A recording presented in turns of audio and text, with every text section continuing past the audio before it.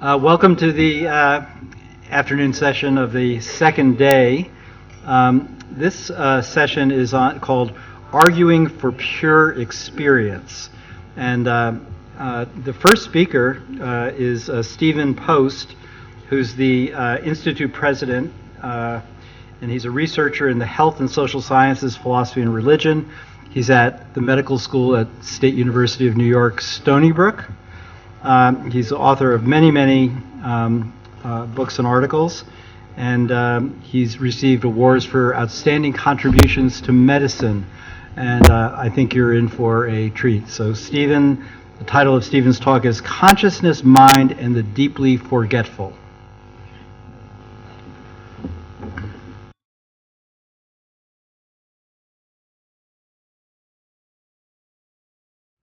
Hi everybody. Welcome back from lunch. We're going to watch a 4-minute video about a man named Henry. Can you hear me okay?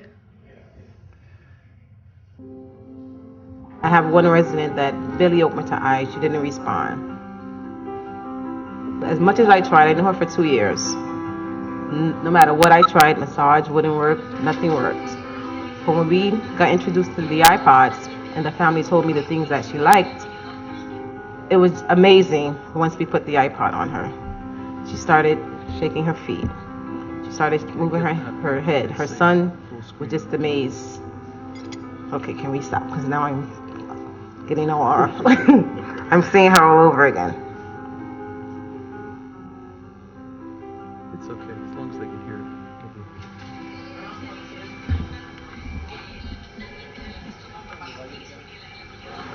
Hi, Papa. Hi, Papa. Huh? How you doing? I'm all right. I'm fine. Wait. Who am I? I don't know. Wait a minute. I don't know. Okay, it's Cherry. How long has he been in the nursing home? Approximately 10 years. He was having seizures, and my mother couldn't handle him at home. Of course, it affected me greatly because he was always, fun-loving, singing, every occasion he would come out with a song, no matter where he was. I remember as a child, he used to walk us down the street, me and my brother, and he would stop and do Singing in the Rain. He would have us jumping and swinging around poles. He was, he was good. He was always into music, always loved singing, dancing. His name is Henry Dreyer. Uh-huh. And I'm looking more or less for religious music for him. Okay. Because he enjoys music and he always quoting the Bible. So I'd rather have that for him. We first see Henry inert, maybe depressed, unresponsive, and almost unalive. Henry. Yeah? Henry. Yes, Joe. I found your music. You want your music now? What do you want me? Let's try your music, okay? And then you tell me if it's too loud or not. Then he is given an iPod containing, we know, his favorite music.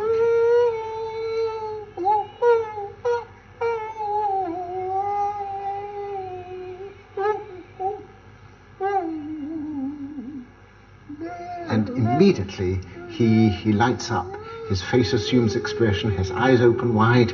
He starts to sing, to rock, and to move his arms, and he's being animated by the music. And he used to always sit on the unit with his head like this.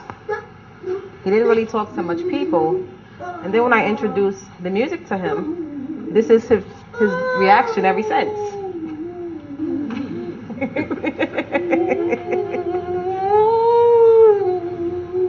The philosopher Kant once called music the quickening art, and Henry is being quickened, he's being brought to life. Yeah? I'm going to take the music for 1 second, okay? Just to ask you a few questions. Okay? I'm going to give it back to you. Uh-huh. Okay. The effect of this doesn't stop, because when the headphones are taken off, Henry, normally mute and virtually unable to answer the simplest yes or no questions, is quite voluble. Henry. Yeah? Do you like the iPod? Do you like the music you're hearing? Yes. Tell me about your music. Well, I don't have one, I mean. Do you like music? Yeah, I'm crazy about music. You play beautiful music, beautiful sound.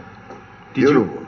Did you play music when you did you like music when you were young? Yes, I went to big dances and things. What was your favorite music when you were young? Well, I guess, Cab Calloway was my number one band guy. I like.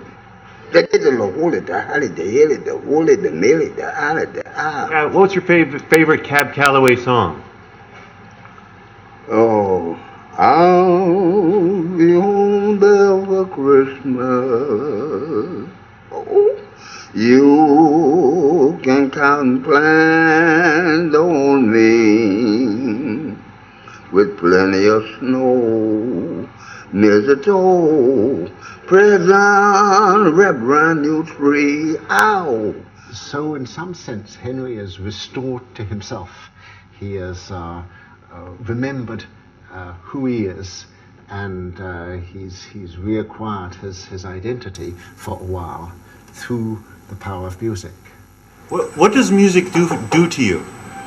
It give me the feeling of love, romance. Figure right now the world need to come into music, singing. You got beautiful music in. Beautiful, oh, lovely. And I feel the band of love, dream. Lord came to me, made me holy. I'm a holy man. So he gave me this sound. So they say, I meet you. Say, Rosalie, won't you love me? Rosalie, won't you be sweet and kind? With this beautiful new technology, you can have all the music which is significant for you in something as big as a matchbox or whatever. And I think this may be very, very important in helping to animate, organize, and bring a sense of identity back to people who are out of it. Otherwise, music will bring them back into it, into their own personhood, their own memories, their own autobiographies.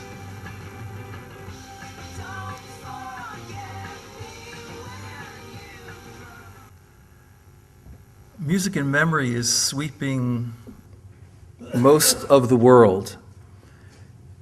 Studies show that individuals who are in that moderate phase of Alzheimer's disease, who are accessing personalized music, listening to a song that they identify with deeply from earlier in life that really is part of their narrative.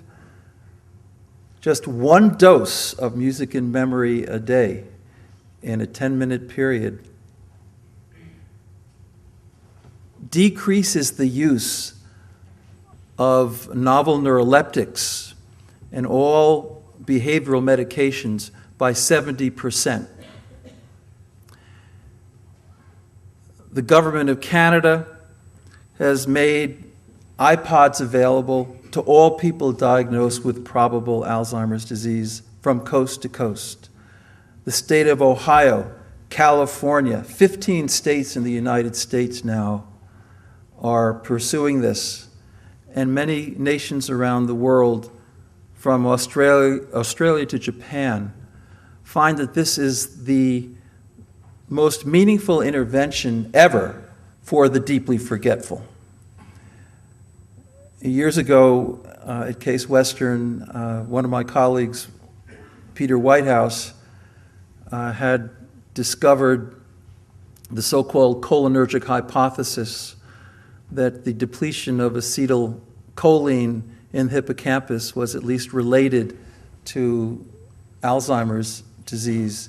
And a whole generation of pharma came along, cholinesterase inhibitors, that would boost up the amount of acetylcholine. But all that did was provide a little bit of word-finding advantage to people very, very early on in the diagnosis, and then it would fade. It also gave a little more attentiveness to tasks. And so instead of drinking one sip of water and then wandering away, you might have 3. But that was it. There was no effect on the overall decline All the hype about a world without Alzheimer's disease evaporated. And indeed, on a scale of 1 to 10, if 10 is a very effective drug, let's say that insulin for the treatment of diabetes might be a 9.5.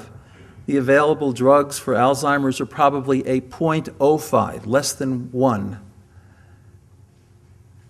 I would put this up at about a 7 or an 8. You know, there's no drug that can bring people back into their story, into their narrative, into their continuing self-identity. It does not exist.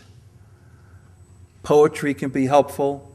For many years, I've worked with the Alzheimer's poetry organizations, reading well-known poems, Robert Frost's The Road Less Traveled, to people with dementia, and they will chime in, and they will come back into themselves emotionally. They will become who they are. There are many interventions that are of great use. In New York, there's a big choir called the Unforgettables that's launched out of NYU, and they do performances around the city. It's caregivers and their beloved, deeply forgetful spouses or parents singing together in a choir.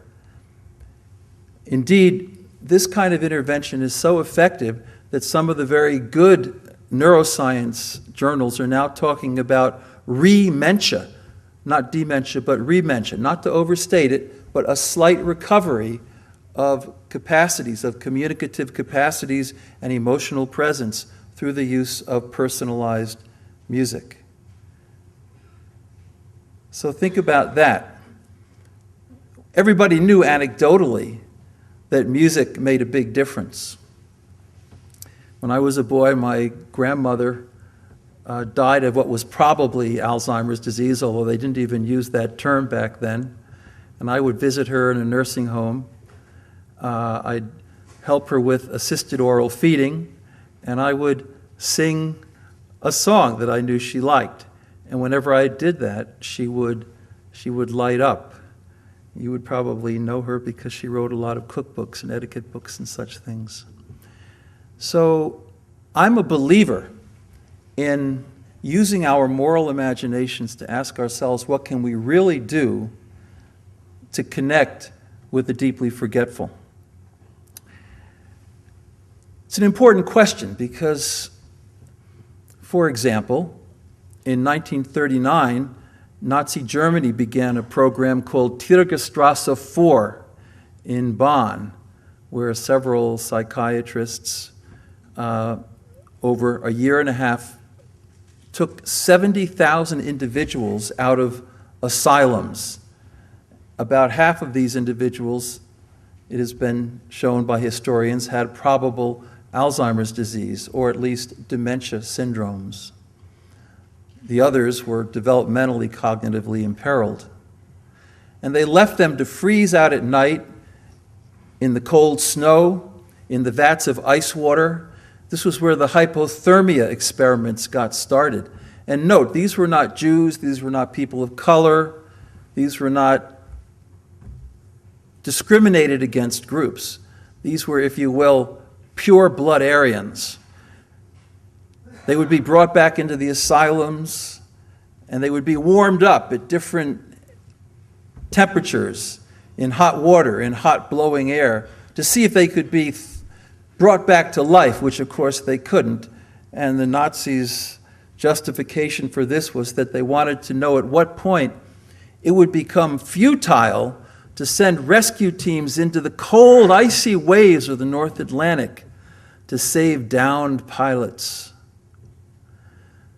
Well, the German people reacted to T4, and those very same principal investigators went straight to Dachau and Auschwitz, and they continued the hypothermia experiments, perpetrating them on Jews and other groups. So how we think about the deeply forgetful, from me, from a fairly young age, has always been the test of the moral and spiritual fabric of a civilization. When I was a boy, I went up to a high school in New Hampshire called St. Paul's, and I had the honor of listening to a talk by a great artist by the name of Norman Rockwell. Norman Rockwell did covers for a magazine called the Saturday Evening Post. And this is one of his most famous ones. It's called The Golden Rule. Let me just get that up to full size here. Whoops. Okay. And you'll see across the middle, do unto others as you would have them do unto you. That's certainly very deep in the Hindu tradition, but in all great spiritual traditions. Notice it's not the minimal version of the golden rule, do not do unto others as you would not have them do unto you. That doesn't take much. It just means you need to get home tonight and you can feel good about your life if you didn't elbow some innocent wayfarer in the street. But this is asking you to use your imaginations, asking yourselves, how can I contribute to the lives of others? This was 1961. And you'll notice there are people from every spiritual tradition, Muslims, Hindus, Jews, Christians. You've got the perhaps secular existentialist there in the middle with his denim jacket, having read a little Jean-Paul Sartre. Who knows? Wondering if there is anything as such as authentic generosity. There you have it. Young people, old people, men, women. They're all there. And if you look at their faces, there's a sense of tranquility. Look at every one of those faces. There's a sense of tranquility. Now, of course, neuroscience, thanks to the work of Jorge Moll at the NIH and many others who have replicated his studies, know that if you simply focus your mind on helping others, that it activates the mesolimbic pathway, that deeply evolved emotional part of the brain that is associated with feelings of fulfillment and happiness, that doles out one of the key 4 happiness chemicals. It's quite a remarkable image, actually. It injected this idea of a common humanity, a shared humanity, into American culture long before the civil rights movement really got started in 1964 and 1965. So here is this artist using the right brain, the symbolic brain, the brain of a Joseph Campbell or a Mircea Eliade, the people I loved and worked with for many years, injecting these symbols into a culture and telling us that there is a oneness which is made of love. Of course, human beings have always been seeking oneness. You can read these books now on big history from 50,000 years ago, and what you discover is that people seek this oneness in 2 ways. They seek it Rockwell's way, a shared humanity, seeing the dignity and grace and magnificence of every human being. Or they seek it through elimination, they seek it through genocide, they seek it through extermination. And those are the 2 options. I'd written a book called Why Good Things Happen to Good People, and a lot of studies on how thinking about doing goodness and also operationalizing acts of kindness benefits mental health, physical health, and even on average for older adults allows them to live a little longer. So there's a lot of science behind this. I got to Stony Brook in the summer of 2008. I got a call from United Healthcare, which is a big managed healthcare system, and they wanted to know, is this really true? So we talked a bit, and what they went and did was in early 2010, they did a national survey across the U.S. of 5,000 adults, 18 and older, and they asked them, did you volunteer in 2009? 41% said yes, we volunteered. How long? On average, just 100 hours a year. Break it down, it's a couple of hours a week. And then the questions were asked. Did this make you feel happier? No definition there, just whatever you think happiness is, did this make you feel happier? 96% said yes, made me feel happier. That's pretty good, because at least our country is way down there in the low 30s in these international happiness surveys that come out from the University of Lancaster every year. Places like Mozambique are up high. They're simpler, less materialistic, but they have more community and they have more expectations of giving and supporting others. We asked them, does this make you feel physically healthier? 68% said yes. That's like getting off those carbohydrates, and feeling a little more energized. And this is key. 76% said helping others alleviated stress. Think of all the illnesses that are related to stress, from asthma to diabetes to you name it.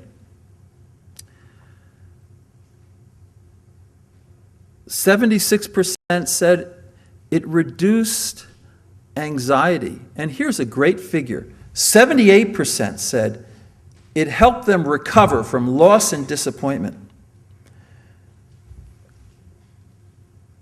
In 2012, there was a terrible event at a school called Sandy Hook, a grade school in Newtown, Connecticut, where 6 teachers and 20 students were gunned down, very young kids.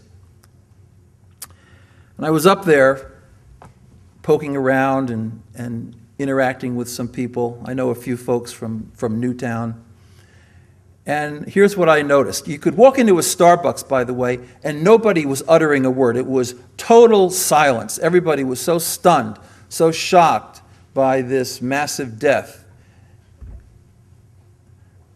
But if you looked on the bumpers of cars and of buses, and if you looked on the windows of the stores and on the doors in the neighborhoods, you know what it said?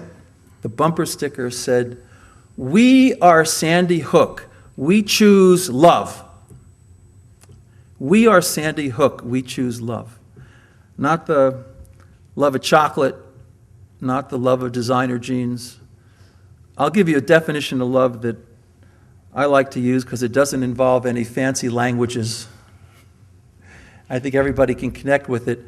And I borrow it in part from a psychiatrist at the University of Chicago named Harry Stack Sullivan, who was the most successful psychiatrist in world history when it comes to helping people with schizophrenia, because he recognized how much of a social, relational illness it was. He himself, being a wounded healer who had a schizophrenic episode in medical school in the early 1930s. He said, when the happiness, well-being, and security of another is as real to you as your own, you love that person. Think about it. You're looking over the crib of a grandchild if you got one. You're having a quiet moment with an old friend over a cup of tea at Starbucks. Your Mother Teresa helping poor people in Calcutta. Your Dame Cicely Saunders feeling called to work with people who are dying and founding the hospice movement. Your Jean Vanier working with the cognitively, developmentally disabled. However you think about this kind of love, it's deep. So let me give you that definition again. When the happiness, security, and well-being of another is as real to you as your own, you love that person. Some people, like Gandhi, love Muslims and Jews and Christians.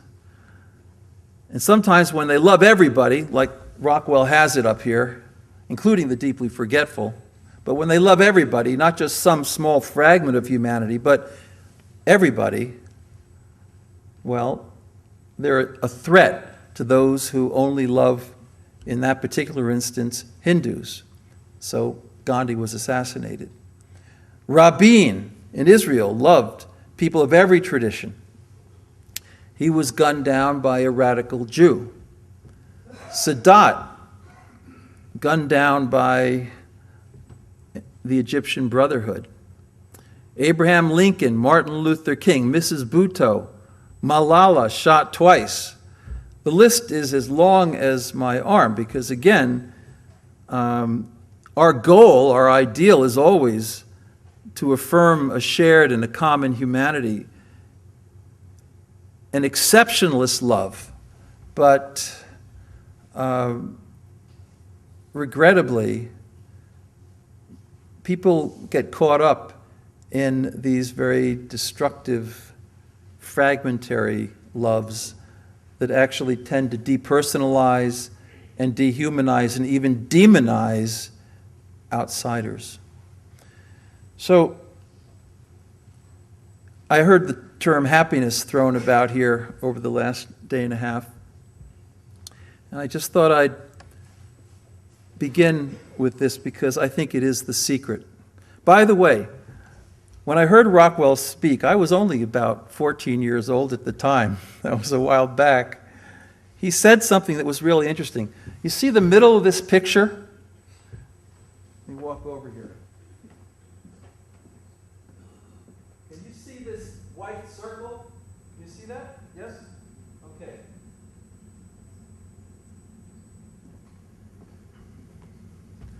Rockwell, up there in a town called Stockbridge, Massachusetts, with Eric Erickson and Reinhold Niebuhr, he was a pretty spiritual guy.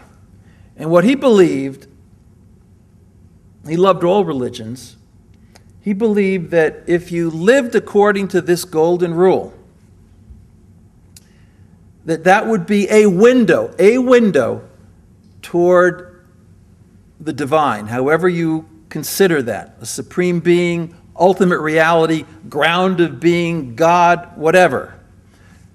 He thought that was a pathway toward whatever kind of spirituality is really worth having. So you see the white circle, the rabbi's shawl, the cape on this person to the left, and then it circles around.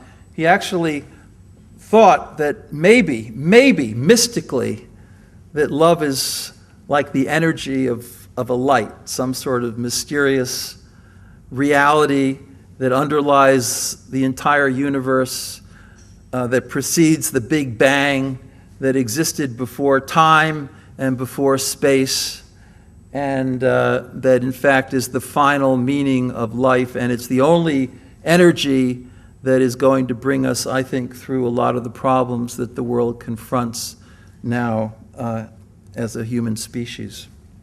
So let me get a little bit now to the deeply forgetful. I think, therefore, trailing off, the sense that someone with an early diagnosis has of losing their capacities, losing the story of their lives. But I always like to say to people, so I've been involved with the Alzheimer's community for 35 years now, don't be hypercognitive. In that sense, I'm like Eva Kitte.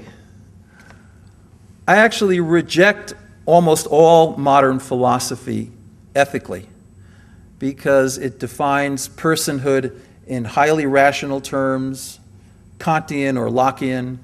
You're a person if you could project plans into the future and operationalize them in the realization of goals, or if you can be an effective moral agent. I'm thinking Locke and Kant there. But in fact, I have been blessed to experience the creativity of the deeply forgetful. I remember being in Missouri once with the Alzheimer's chapter there, and they were starting an art program for the deeply forgetful and their carers. And there was one guy named Jim, and he couldn't communicate at all. You'd ask him something, you'd give him a certainly always a close-ended question. Do you like turkey or do you like chicken? Never an open-ended question, because that confuses the deeply forgetful and causes them some emotional turmoil. I got down to his level, I looked him in the eye, I said, Jim, what is that? Expecting an answer, but probably thinking that one would never come. And then one morning he said, this is a map so my daughter can get to my house. These things happen. Creativity is astonishing. The symbolic imagination is still very active. That's why people with deep forgetfulness can use rosary beads. That's why they can respond to pastoral care and chaplaincy programs and involve themselves in ritualistic activities. I knew the wife of Leander Keck, a New Testament scholar at Yale, Janet Keck, and she would wander around New Haven. People knew who she was. They'd get her back home. She got to a point where she could not communicate at all, but on Sunday morning she would come to the Yale Chapel on the Green, and she would chime in with these traditional hymns. She would say prayers and so forth because she could find herself in that symbolic environment. The emotional side. I was at a nursing home in Ohio with one of the great neurologists of the 20th century, Joseph Michael Foley, who died a couple of years ago. He headed neurology at Harvard and was the head of the American Neurological Association. And he loved the deeply forgetful. He had a love for them that was just a model for anybody in the field. So we went into this nursing home and to the special care unit for the deeply forgetful, and there were about 30 people in this unit. Now you could read a little biographical sketch on the wall about each individual. So I read about this fellow named Dave, and I walked up to him, I brought him over to a table, and I said, "Dave, how's Billy and Jack, his kids?" Again, giving him cues in language. There are whole books written about how to communicate effectively with the deeply forgetful. Never ask him an open-ended question, because again, it'll just cause panic. Well, he couldn't respond, but he had a twig in his hand. Little branch.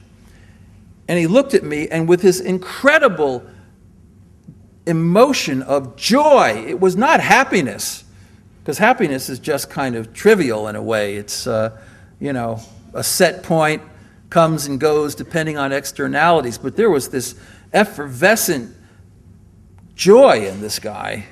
He handed this twig, he put it in my hands, and I received it appreciatively. I said, "Thank you." I gave it back to him a bit later. And I asked the nurse in charge, "Well, what's the story with this twig?"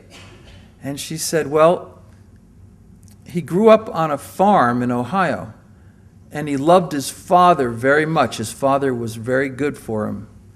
And his father gave him a chore every morning, which was to bring kindling in for the fireplace.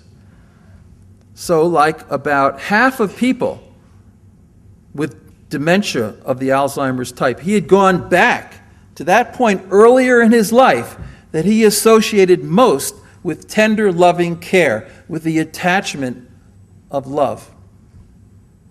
And then there was a little rag doll on the floor. It was one of these puppet dolls that you put on your hand. It was so beat up, it looked like it was 50 years old. He bent down, he picked it up, and he brought it to a woman in the corner who was whimpering on a chair, put it on her lap, and then wandered off, and she stopped crying. It turns out it was her doll. So the emotional life, the relational life, the somatic life. Remember Henry. Henry gets back into his identity somatically, bodily, right? He's moving his legs. He's getting rhythmic. This is universal, by the way, from the beginning of human history. Music and rhythm are definitive of the species. There he is. The aesthetic, the olfactory, smell. How much more time do we have? 5 minutes? Spirituality, tactile devices, and so forth. So the thing to remember is that we need to be inclusive, not exclusive. I'm not going to go into this in great depth, but I will say this. There was a great artist named Willem de Kooning who represented all the anxiety of the 20th century, modernity in much of its emptiness, I would say. And he painted that anxiety in these incredible abstract expressionist images. Well, he was diagnosed with probable Alzheimer's disease by Norm Relkin at Cornell Medical School. And for 14 years, he had progressive dementia. For 13 and a half of those 14 years, he lived in a Greenwich Village loft, and he had an assistant. And sporadically, unpredictably, Willem de Kooning would rise up, dip a brush in acrylic paint, and go up to the easel and paint. There was a posthumous exhibit of his work. The critics, some of the critics said, well, what an embarrassment. He's not the de Kooning we knew. He was a shell. He was gone. He was absent. He wasn't there anymore. He was half dead. All of those kinds of nasty metaphors. But in fact, bottom line is, this was a guy who, for 13 and a half years with progressive dementia, knew what he loved to do, which was to paint. So that's the real story of de Kooning. I'm going to say just a couple of things. One of the biggest issues of our time is the moral status of the deeply forgetful. Now, I happen to be a chaplain, and I do some pastoral care, and I meet a lot of people who are caring for their loved one with dementia, and they ask me, is he still there? Is she still there? And I have never had the audacity to say no. I've always taken at least an agnostic view. Even though there is this breakdown in neurological capacity and communicative skill, we can never say that the person in full memory is not there underneath it all. Some of you have heard of the British pediatrician John Lorber, who at Sheffield Children's Hospital did all the brain scan studies of young kids with water on the brain, hydrocephalus, and then they would be cured, they would grow up. Many of them had real difficulties, but actually about half of those kids with only 5% normal brain mass were getting through college, they were doing well in mathematics, they were having significant relationships, their memories were fine. There was an article in Science 5 years later that basically dismissed Lorber, but in the last 3 years there have been 4 or 5 major articles in Lancet and elsewhere that have actually replicated what he found. And so nobody associates now brain size with memory. And memory, incidentally, is the great mystery. What is memory? Some people have localized views, some people have globalized views. I actually still side with the great French philosopher Henri Bergson, who said that memory is non-material, that image biographical memory is non-material. There may be certain kinds of habitual memories that are implanted in the brain, but in his great book, Matter and Memory, Bergson was a frank dualist, and he thought that a lot of these problems like dementia and so forth had to do with a breakdown in the structures of the brain that precluded normal downloading, if you will, of memory. And indeed, just a month ago in Science, there's a beautiful article by Fosdijk of Queen's University in Canada.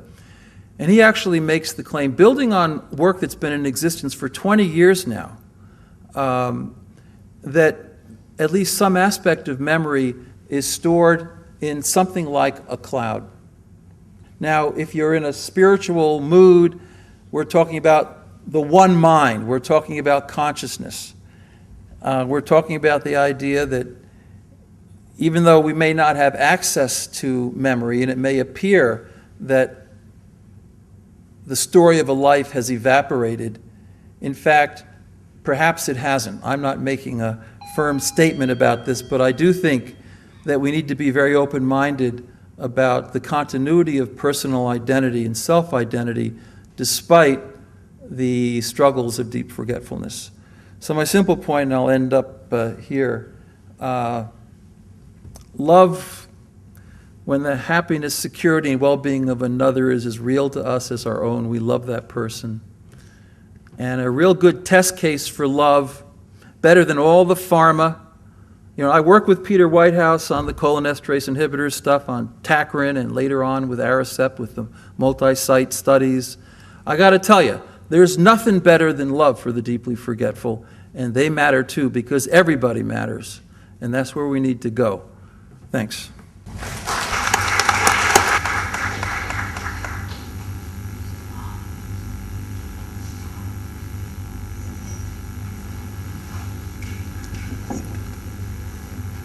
Thank you very much, Stephen. Our next speaker, Professor Viktoria Lysenko. She's the head of the Department of Oriental Philosophies at the Institute of Philosophy, the Russian Academy of Science in Moscow. She's a distinguished philosopher, works on consciousness and Indian philosophy. And Victoria is going to stay in her seat and control her PowerPoint from here. So thank you.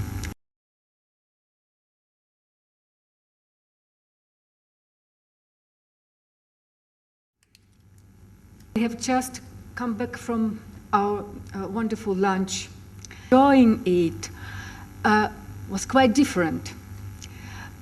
In my report, in my paper, I will talk about this subjective, private way of experience the world, which are called in the modern parlance qualia.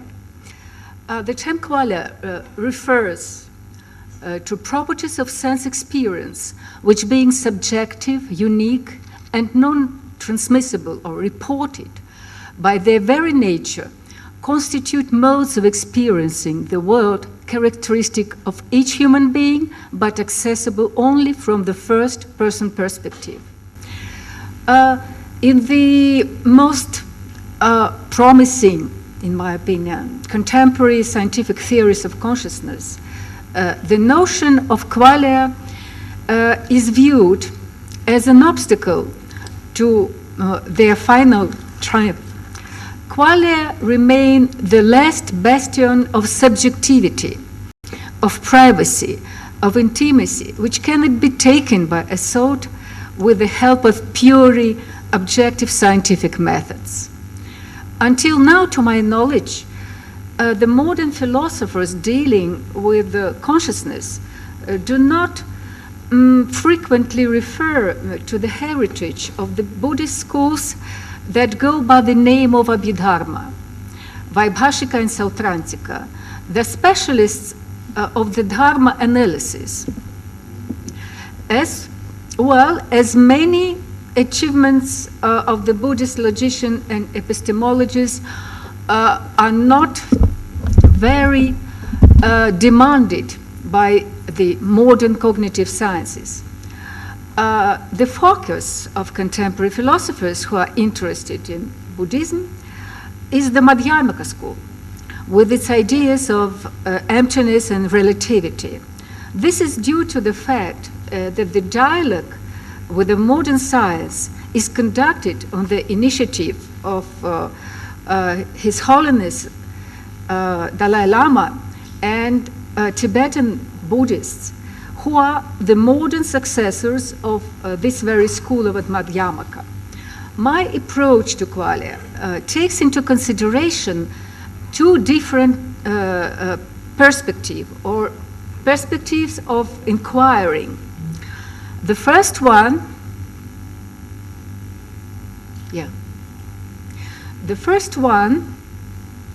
is the question: could the Buddhist concept system match the modern concept of qualia in terms of the contemporary definitions and criteria of the latter? The second, which problems associated with qualia in contemporary philosophical discussion could be formulated in the framework of the Buddhist philosophical systems, namely those of Abhidharma and Sautrantika Yogacara, the school of logic and epistemology. For example, from the point of view of the modern theories of qualia, we can draw some parallels between qualia and the notion of dharmas pertaining to different Abhidharma schools. However, if we follow the second approach, the problem of qualia could be formulated only in those schools which acknowledge, thematized, and problematized the distinction between the first and the third person perspectives. That's what I'm going to explain in this paper. Referring to the fundamental Buddhist idea of dharmas as ultimate elements of experience, we can find some significant overlap with some modern concepts of qualia. The very tendency of Buddhism to analyze not the world as such, but primarily the world as it is given to us in our experience, the world processed by our cognitive tools. This very approach may somehow bring together dharma and qualia theories, no matter how dharmas are interpreted in different Buddhist schools. Thus, we could call the Buddhist approach to reality an experiential one. To know the world means not only to think about it, to know about it, but first of all to experience it, to live it through our bodies. We may compare this approach with the modern concept of embodied or inactive cognition by Varela and others. This attitude may be considered as the result of three important Buddhist principles. First, which are known in the Buddhist terms as trilakshana, three characteristics, or tilakshana in Pali.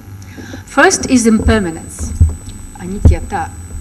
Second is non-self or selflessness, anatta. And the third, I translate the term dukkha as unsatisfactoriness. The lack of a permanent and enduring inner core as self, atman, or substance. In all phenomena, we observe outside or inside ourselves induces restlessness, anxiety, frustration, suffering. These terms I may suggest as a possible translations of the term dukkha.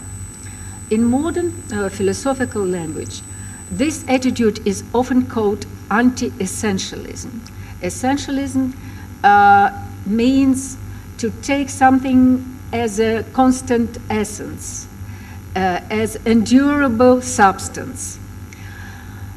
If for the Buddha, all phenomena or all dharmas were just something which has its beginning and its end, the Buddhist thinkers after the Buddha moved to a quite radical view of the Kshanikavada. Kshanikavada, kshana means a moment. This is the idea that all things are momentary. Nothing endures, inside or outside. So the theory of dharmas has become tightly interconnected with the notion of Kshanikavada, and dharmas were regarded as momentary elements of experience. In this anti-essentialist model, we can see that the concept of interconnection between cause and effect could not be the same as in the essentialist models, where we have one cause and one effect. For example, we have a seed and the plant. The seed is the cause of the plant. In the Buddhist Kshanikavada and Dharma theory-oriented system, the causality is much more complex. So there is no one cause, no one effect, but multiplicity of causes and conditions and their effects. It is a sort of network of causally interrelated phenomena. It's just very important to understand that the things which we perceive as saying independent units or independent things, in fact, are connected with everything else. And we have not just a general impression of interconnectedness, but in Buddhism, it is elaborated a very complicated and logically consistent system, which we call Hetu Pratyaya Phala classifications, in which we have for Hetu causes, 6 Pratyaya and 5 Phala, 5 results. According to this system, we have 4 kinds of causes, but all the other factors are regarded as conditions, and each condition has its own function in the producing of the cause, and its importance depends on his or on its how to say contribution in the producing of the effect. So the occurrence of the dharmas has been interrelated in a diachronic as well as in a synchronic perspectives. In Abhidharma text, we find a review and classification of all these causes and conditions in Abhidharma Kosha of Vasubandhu. But one may suppose that what are dharmas? How dharmas could be individual if we have the classifications of dharmas in which are singled out from 75 to 100 types of dharma. How could these dharmas be individual if they are divided into kinds? Kinds could not be individual. But still, in Buddhism, dharma are individual. They are numerically different because each dharma has its kshana, the moment in which it realizes its function. It is the first thing. And the second thing is that every dharma occurs in a set of situation, samaya. And this situation defines its specificity.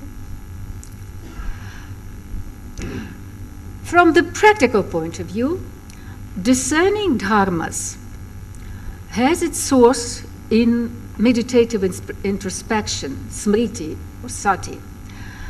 It's a sort of scanning of the internal contents of the individual experience and its representation as a complex, multifactorial processes. The goal of the Buddhist meditation was purely soteriological, to inspect, to identify, and to remove the obstacles to spiritual progress, called defilements or kleshas, in the mind of practitioners. A peculiar analysis, peculiar because it does not involve any cognitive functions and any rational program. So this is the analysis of the actual contents of consciousness, which was applied to cognitive activity as well, to experience of emotions and feelings.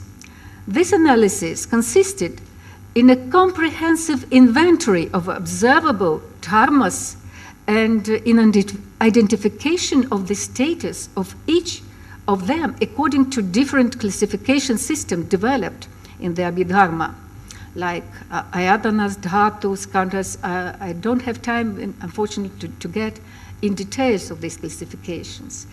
But believe me, they are very rational. In the Sarvastivada or Vaibhashika school, this is the realistic school of Abhidharma, all dharmas are real. It means that all dharmas of the past, present, and future are real. So they exist. That is the reason why it was called Sarvastivada, Sarva Asti, everything exists. So they are regarded as a discrete factors of qualitative identity, and as minimal quanta of dynamic processes. They may obtain their identity only in individual series, where some dharma disappearing or performing its function conditions the occurrence of the other dharma in the same series. Dharmas form a true texture of reality, every moment of which is unique and different from the other moments.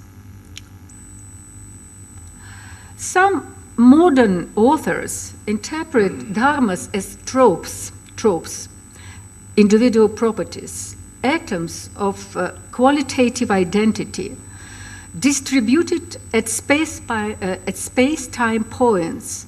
The phenomenal world emerges from them like a picture printed by the dot matrix printer. If we take, as example, the Vaibhashika idea that all dharmas exist, which I already mentioned, the dharmas of the present time, as compared with the dharmas of the past and future, have a special capacity, which is called activity, karitra. So they are realizing their function actually.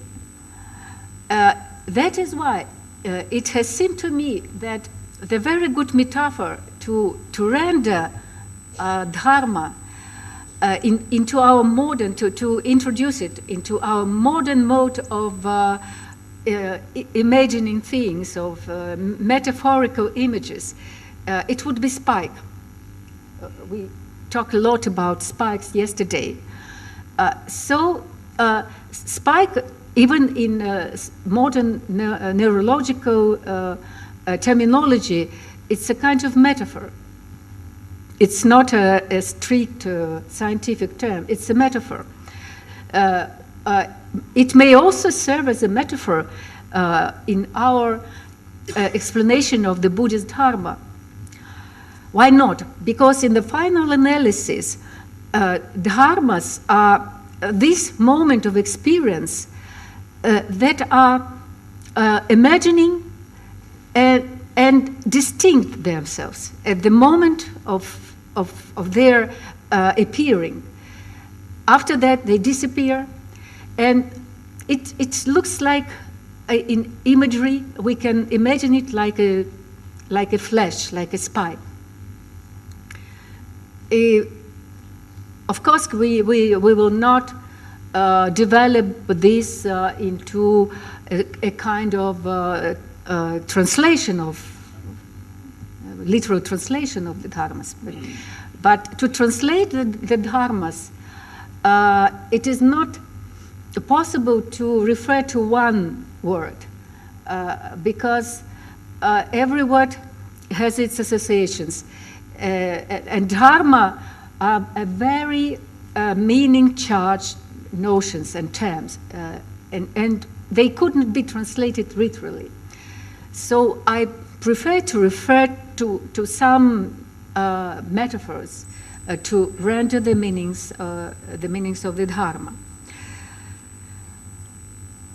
So according to the theory of dharmas, our experience is totality, the totality of qualitatively heterogeneous flows of microphenomena. Vasubandhu, the great Abhidharma philosopher, defines dharmas as that which carries its own sign. In this sense, the idea of dharmas may be compared with the modern idea of qualia, which are also regarded by the supporters of qualia as self-sufficient, self-sustainable phenomena accessible only introspectively. As the Russian philosopher and Buddhist scholar Anton Rosenberg justly remarks with regard to Abhidharma analysis, the epistemological question of the reality of the external world or the reality of the objects in the external world, as well as the question of the metaphysical essence of being, is still not resolved. The talk is only about the fact that a human being experiencing a certain phenomenon, seeing, for example, the sun, consists of such and such elements that are in such and such relationship. The subject of analysis is a man seeing the sun, not a man and the sun separately. We must not forget that for the Buddhist, all reasoning is directed to the question of emancipation of living beings. And therefore, the question concerning the nature of sun as such is not important. Since we are dealing with a man seeing the sun, the Buddhists see in such a phenomenon a combination of a number of elements like mind, ability, or act of perception, something luminous, something round, etc., etc. All these elements together provide what we call the man seeing the sun. This work was firstly published in 1980 because Rosenberg, he was a disciple of Theodor Shcherbatsky, famous Russian Buddhologist, but he died when he was only 31 years old. He died during the civil war in Russia. But I think that his vision of Buddhism is much more modern than that of his famous teacher. Even in Vaibhashika, a school of direct realism, I didn't mention it yet, but I have to explain to you that among these Abhidharma schools, there were different approaches to reality. The Vaibhashikas were direct realists. That is, they believe in the existence of the external reality, external things. While the other school, Sautrantika, the name comes from their reliance on the sutras, while the Vaibhashikas rely on the Vibhasha, on the commentaries to the Buddhist canonical texts. So the Sautrantika are termed in the modern philosophical language as representialists. They believe that we can not we have no access to the reality. We may deal with the reality only through our representation, internal mental representations of the object. So they were also realists, but not direct realists. One may say it's a kind of indirect realism. So we can also compare the notion of qualia with that of akara, or mental image, mental form in Sautrantika. But it were the Buddhists, which we used to call epistemologists, like Dignaga and Dharmakirti. So I forgot to tell about some Vaibhashika notions. Even they believed in the external object. Okay, so but these external objects were for them not the object themselves, but the properties of this object experienced by us. For example, the famous Mahabhuta theories, which is shared by the majority of Indian philosophical schools, in the naturalistic perspective, the Mahabhutas, or the elements of reality, were always singled out by their properties. But these properties are just what we can sense, what we can experience. That means that what we can see, it is a property of color form. It belongs to the fire. Then the sound belongs to the sound belongs to the akasha, the ether element. The smell belongs to the earth. The taste belongs to water, and the wind, the fourth element, belongs to the surface of the skin and is correlated with touch. From the modern point of view, all these properties are qualia. Now I will return to Buddhist epistemologists. So in my opinion, they came closest to the concept of qualia. In his theory of pramanas, or instruments of valid cognition, Dignaga, who lived in 5th century, was perhaps the first Buddhist philosopher or Indian philosopher to introduce the idea of raw sensation, or perception free from mental constructions or conceptualization, nirvikalpa pratyaksha, or kalpana aphoda pratyaksha. He distinguished it from the cognition with mental constructions, or conceptualizing cognition, savikalpaka jnana. According to him, nirvikalpaka and savikalpaka are quite different, even mutually exclusive modes of cognitive experience, but not just different phases in the cognition of one and the same object, as other Indian philosophers believed. I mean the Vaisheshika and Nayayikas. When we first perceive an object in an indefinite form as something without any specific qualifications, like in sensation, raw sensation, and then we distinguish its characteristics in a conceptual form. Like in a perceptual judgment, this is a cow. According to Dignaga, raw or immediate perception and perceptual judgments are different modes of cognition because their objects are different. The objects of immediate perceptions are called svalakshanas, which means characterized by itself in the sui, while the objects of cognition with mental constructions are generalized characteristics, samanya lakshanas. He specially highlights the fact that the initial perceptual experience at every given moment has as its object something that never goes beyond its own actually present content, and thus may characterize only itself.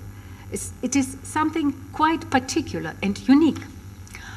We have a clear reference to the Svalakshana's nature in his famous treatise Pramana Samuchaya.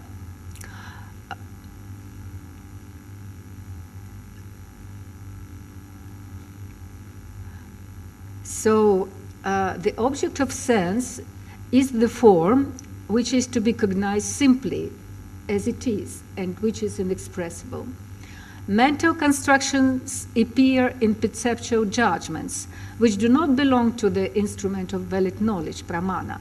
But still, mental construction became a part of another instrument of valid knowledge, anumana, logical inference, which was directed towards objects possessing common features, samanya lakshana. In this respect, Svalakshana appear as a kind of mere presence, sheer actuality. They cannot undergo any external influence, as well as exercise their own influence on the other Svalakshanas. They could not be expressed in words or conceptualized. The Svalakshanas cannot be extended to the other things, in contrast to the mental constructions and conceptualizations. Thus, Svalakshanas are regarded as some momentary, unique, always new and self-defining phenomena, which could not be classified in types, while Samanya Lakshanas are enduring and stable types. It is in quite a similar manner that qualia are presented in modern literature, where they are described as intrinsic, non-representational properties.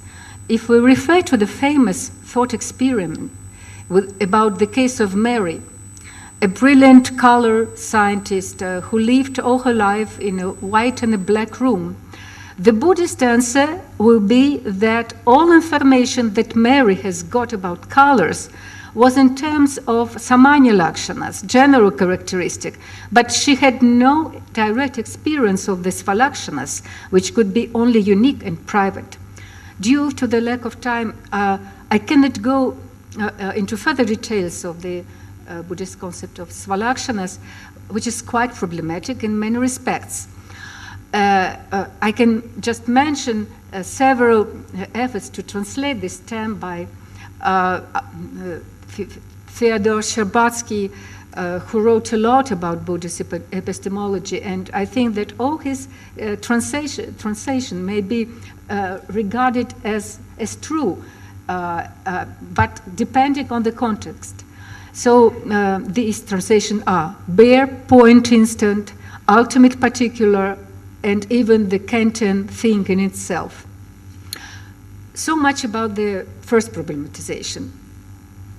The second question is which problems associated with qualia in contemporary philosophical discussion could be formulated in the framework of the Buddhist philosophical system. I may suggest that Svalakshanas constitute the first person perspective, while Samanya Lakshanas the third person or intersubjective perspective. But this my interpretation needs more development, and I will leave it to the other occasion. In modern philosophy of consciousness, the problem of qualia is tightly connected with that of the subjectivity of our experience. In the Buddhist theory of consciousness, the problem of subjectivity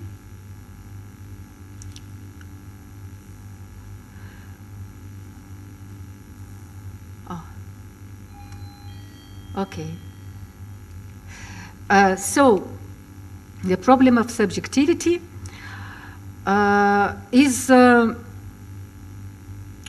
formulated without referring to any permanent subject or self. Some Buddhist scholars call it the minimal sense of self, which is reduced to the sensation that this or that experience is mine and does not belong to any other person.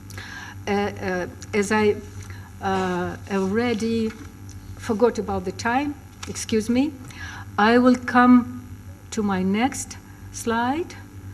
So I think that the most important notion in connection with this problem is the Buddhist notion of svasamvedana. Svasamvedana, self-awareness, which is considered by the Buddhists as a form of immediate or raw perception. I don't have time to show you the text and to analyze them. I just want to stress the fact that this concept has been proved through some very interesting arguments, like the argument of memory.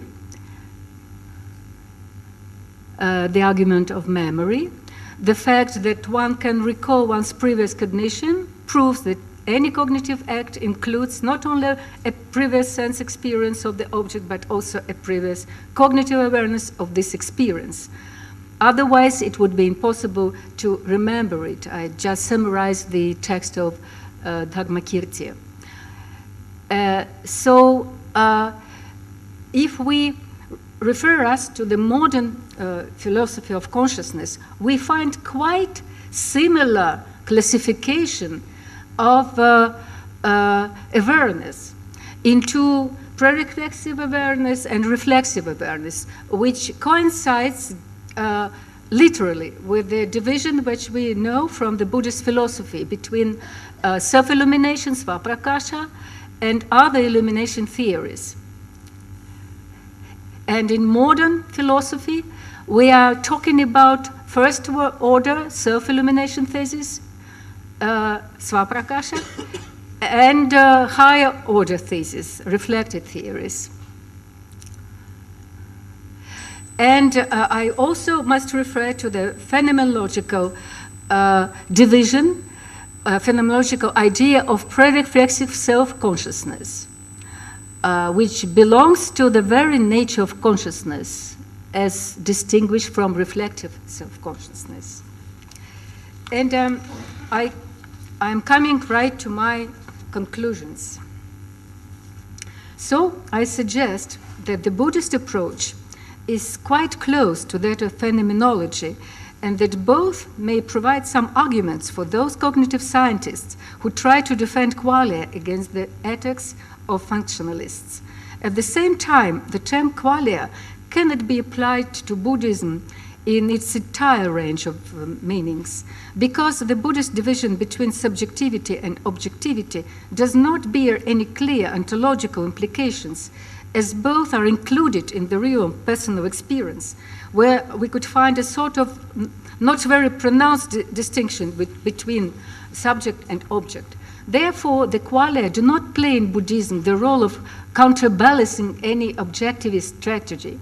However, in spite of that, the term qualia helps us to underline the importance of the first-person perspective in the Buddhist presentation of the world, and by this to expand its explanatory power beyond its traditional Western borders of discourse to the other cultural topos. Thank you very much for your attention. Thank you very much, Professor Lysenko. So our third speaker is Michel Bitbol, who is a physicist, philosopher, distinguished writer on quantum physics, philosophy, Buddhism, you name it, and he's director of the Husserl Archives, and he will speak to us now on Beyond Panpsychism, the Radicality of Phenomenology.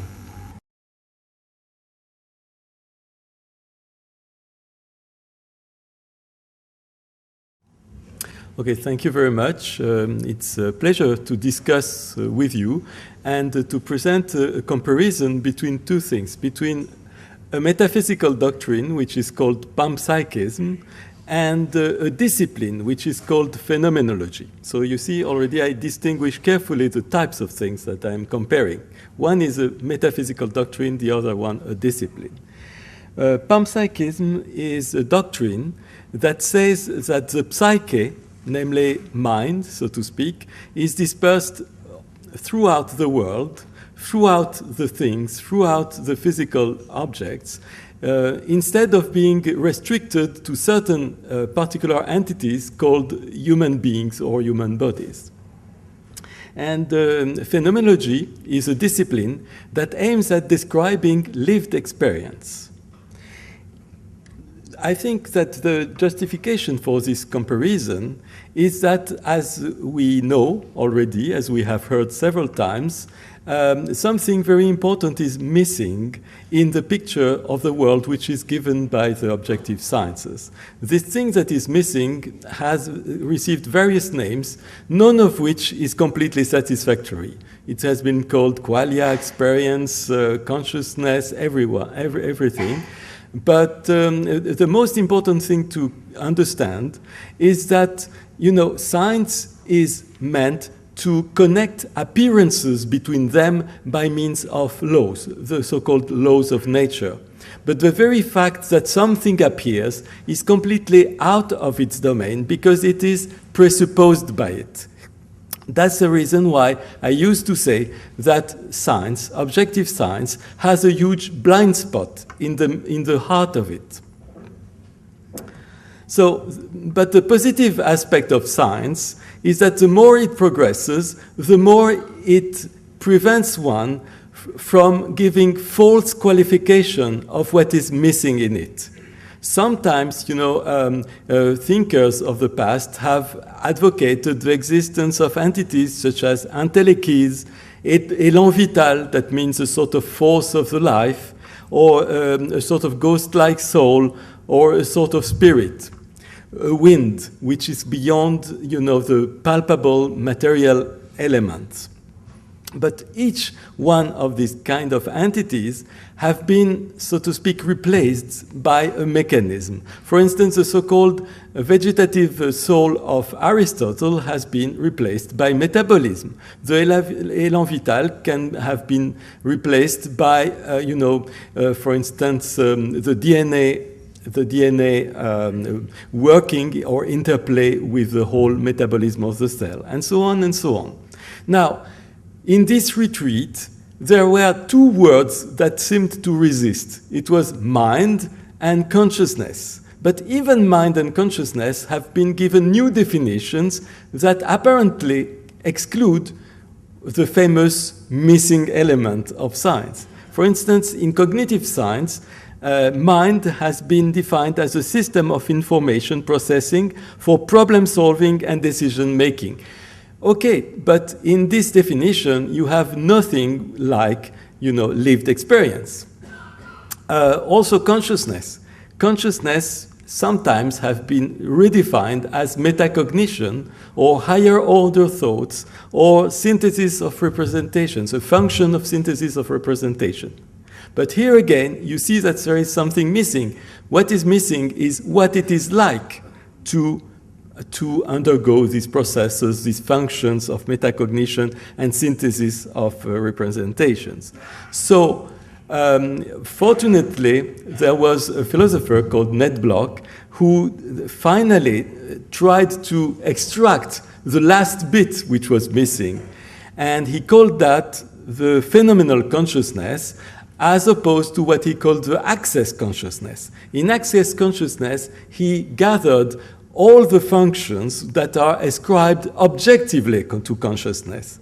And with phenomenal consciousness, he wanted to refer to, if any reference is possible at all, to the very lived presupposition of all these functions.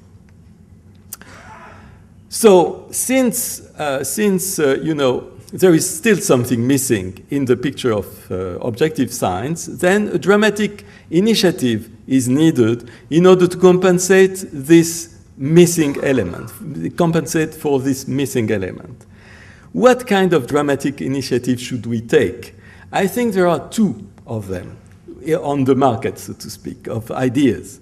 The two extreme moves is Number one, moving in the same progressive direction as science, namely, making progresses, making researches, and trying to catch an additional property that could be added to the physical elements and would compensate for the missing lived experience.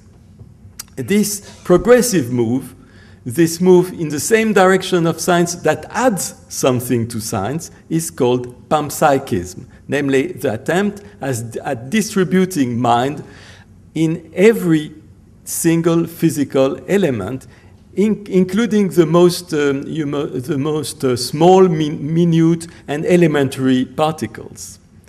There is, nevertheless, a second possible move in order to compensate the famous blind spot of objective science.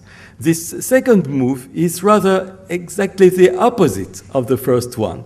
It consists in moving backwards towards, dwelling into this famous missing lived experience and try to unfold it and try to justify every claim of knowledge and every assertion of existence on the basis of this lived experience.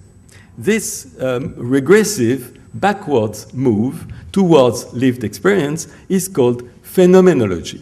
It has been called phenomenology by Edmund Husserl, who created it at the very beginning of the 20th century. Okay, now let's come first to panpsychism. Panpsychism has one basic assumption. The basic assumption, in fact, is the same as all the rest of the philosophy of mind, namely, or virtually all the rest, in fact. It's that there is only one reality, and this reality is physical. But on the other hand, in this physical reality, at least when this physical reality is described by modern objective physics, there still is something which is missing. So we had to do something in order to compensate for this. The argument for the necessity for compensating the lack of qualia, experience and so on in the physical elements, the argument is that we have to take into account this phenomenon whose existence is more certain than the existence of anything else, namely lived experience. So a panpsychist acknowledges that the most certain thing ever is precisely lived experience. But I think, panpsychism wrongly calls it a phenomenon. Experience is not a phenomenon. It's the very fact that there are and can be phenomena. It's what I call the fact of phenomenality in general. A phenomenon is an element of this experience. Second argument of panpsychists, it's the so-called no-emergent argument. If we could understand that experience, lived experience, phenomenal consciousness emerges out of the interplay of these non-experiential elements that are described by physics, then, of course, adding it on the top of this physical element would not be useful.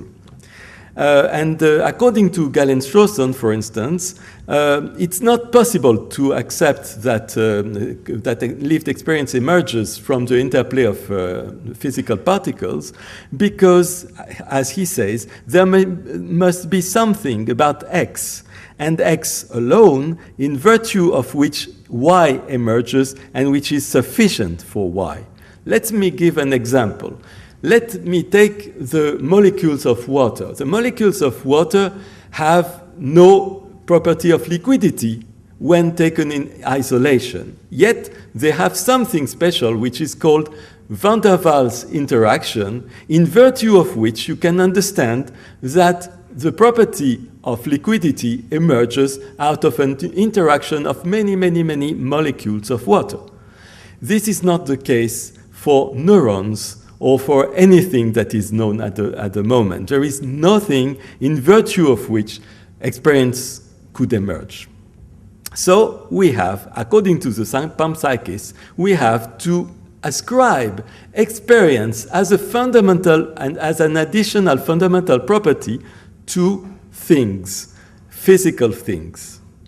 So, but of course, these little sparks of mentality, these little sparks of experience that have to be added to elementary particles or all kind of physical entities cannot be a complete psyche.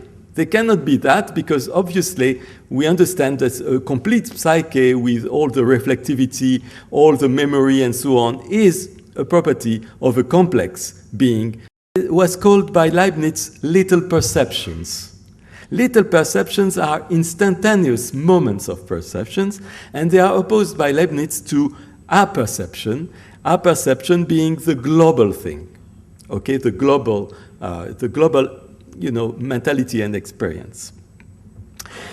Some authors, such as Pat Lutas, have tried to figure out what it is like to be an elementary particle, namely what is this little spark of psyche, this little spark of elementary experience that is ascribed to elementary particles. What could it be? What is it like to be an elementary particle? Of course, you cannot enter into the elementary particle to figure out what it is.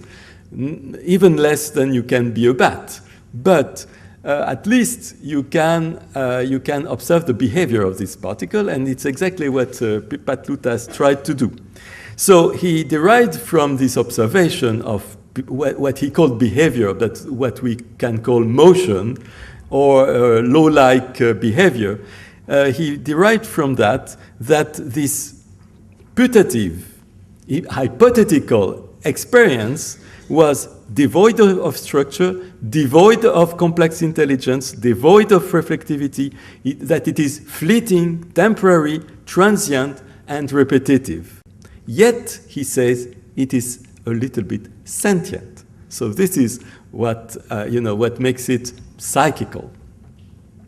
Also, Whitehead named this kind of residual experience an actual occasion, and he defined it as a fusion of subject and object in the unified event of an experience. Now, you know that a very well-known difficulty of panpsychism is the so-called combination problem. How is it that these little sparks of experience and mentality combine with one another in order to give rise to a complex kind of mentality, the complex kind of mentality we are experiencing here and now, because we are human beings? Okay, now another problem I see in panpsychism, it's not only the combination problem, which would just in some way agree with its basic undertaking, but would just mention a technical problem in it. But I think another problem of panpsychism is even more serious. It's an in-principle problem. Indeed, the basis of the panpsychist metaphysics is first-person experience, as you have seen, because Galen-Strawson insists that what is certain is our experience. On the other hand, its stance, its basic stance, the stance that it adopts and which is common to every possible kind of physicalisms, is a stance of objectification, of a spectator, as if you were no longer an actor of this play of experience. So it's a little bit strange. You combine the primarity of experience with a stance which is typical of people who just distantiate themselves from experience. So I think this is a deep heterogeneity which is internal to the attitude and which makes it difficult to sustain. This was called, was called an objective idealism by Charles Hawthorne. And this name, objective idealism, immediately shows you that there is a sort of heterogeneity in it, a tension, an inner tension to this idea of panpsychism. Also, panpsychism has been criticized by a great physicist, Erwin Schrödinger, co-creator of quantum mechanics, as a sort of game of painting, because according to Schrödinger, you can figure out the picture of the world given by physics as a purely structural, dry, empty, non-colored world. And in order to get back to the colored work, the complete colored work, you have to add color on it. But this color here is psychism. It's experience. It's qualia, whatever thing you want.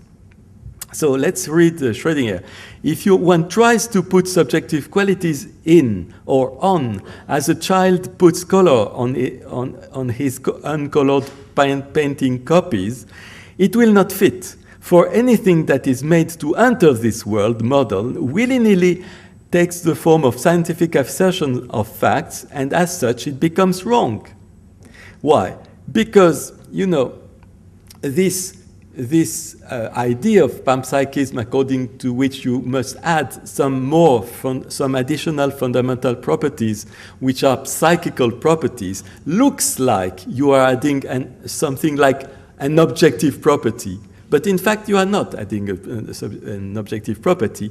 You are adding a subjective property, a lived property. So this idea that elements such as particles and so on have a psychical feature in it, even though very primitive, cannot be put to test, obviously, because any test would be an objectification of the property. So there is a problem. So in order to overcome this problem, I think maybe we must be much more radical than panpsychism. And we must maybe adopt the attitude of phenomenology. The attitude of phenomenology is that we should not just accommodate the glaring fact of lived experience. Instead, we should stick to it throughout. We should not leave our lived experience before we have completely established the credential of any belief that go beyond this lived experience. So this is the idea of coming back to the things themselves, where Husserl thought that what he called, in fact, things themselves were just lived experience.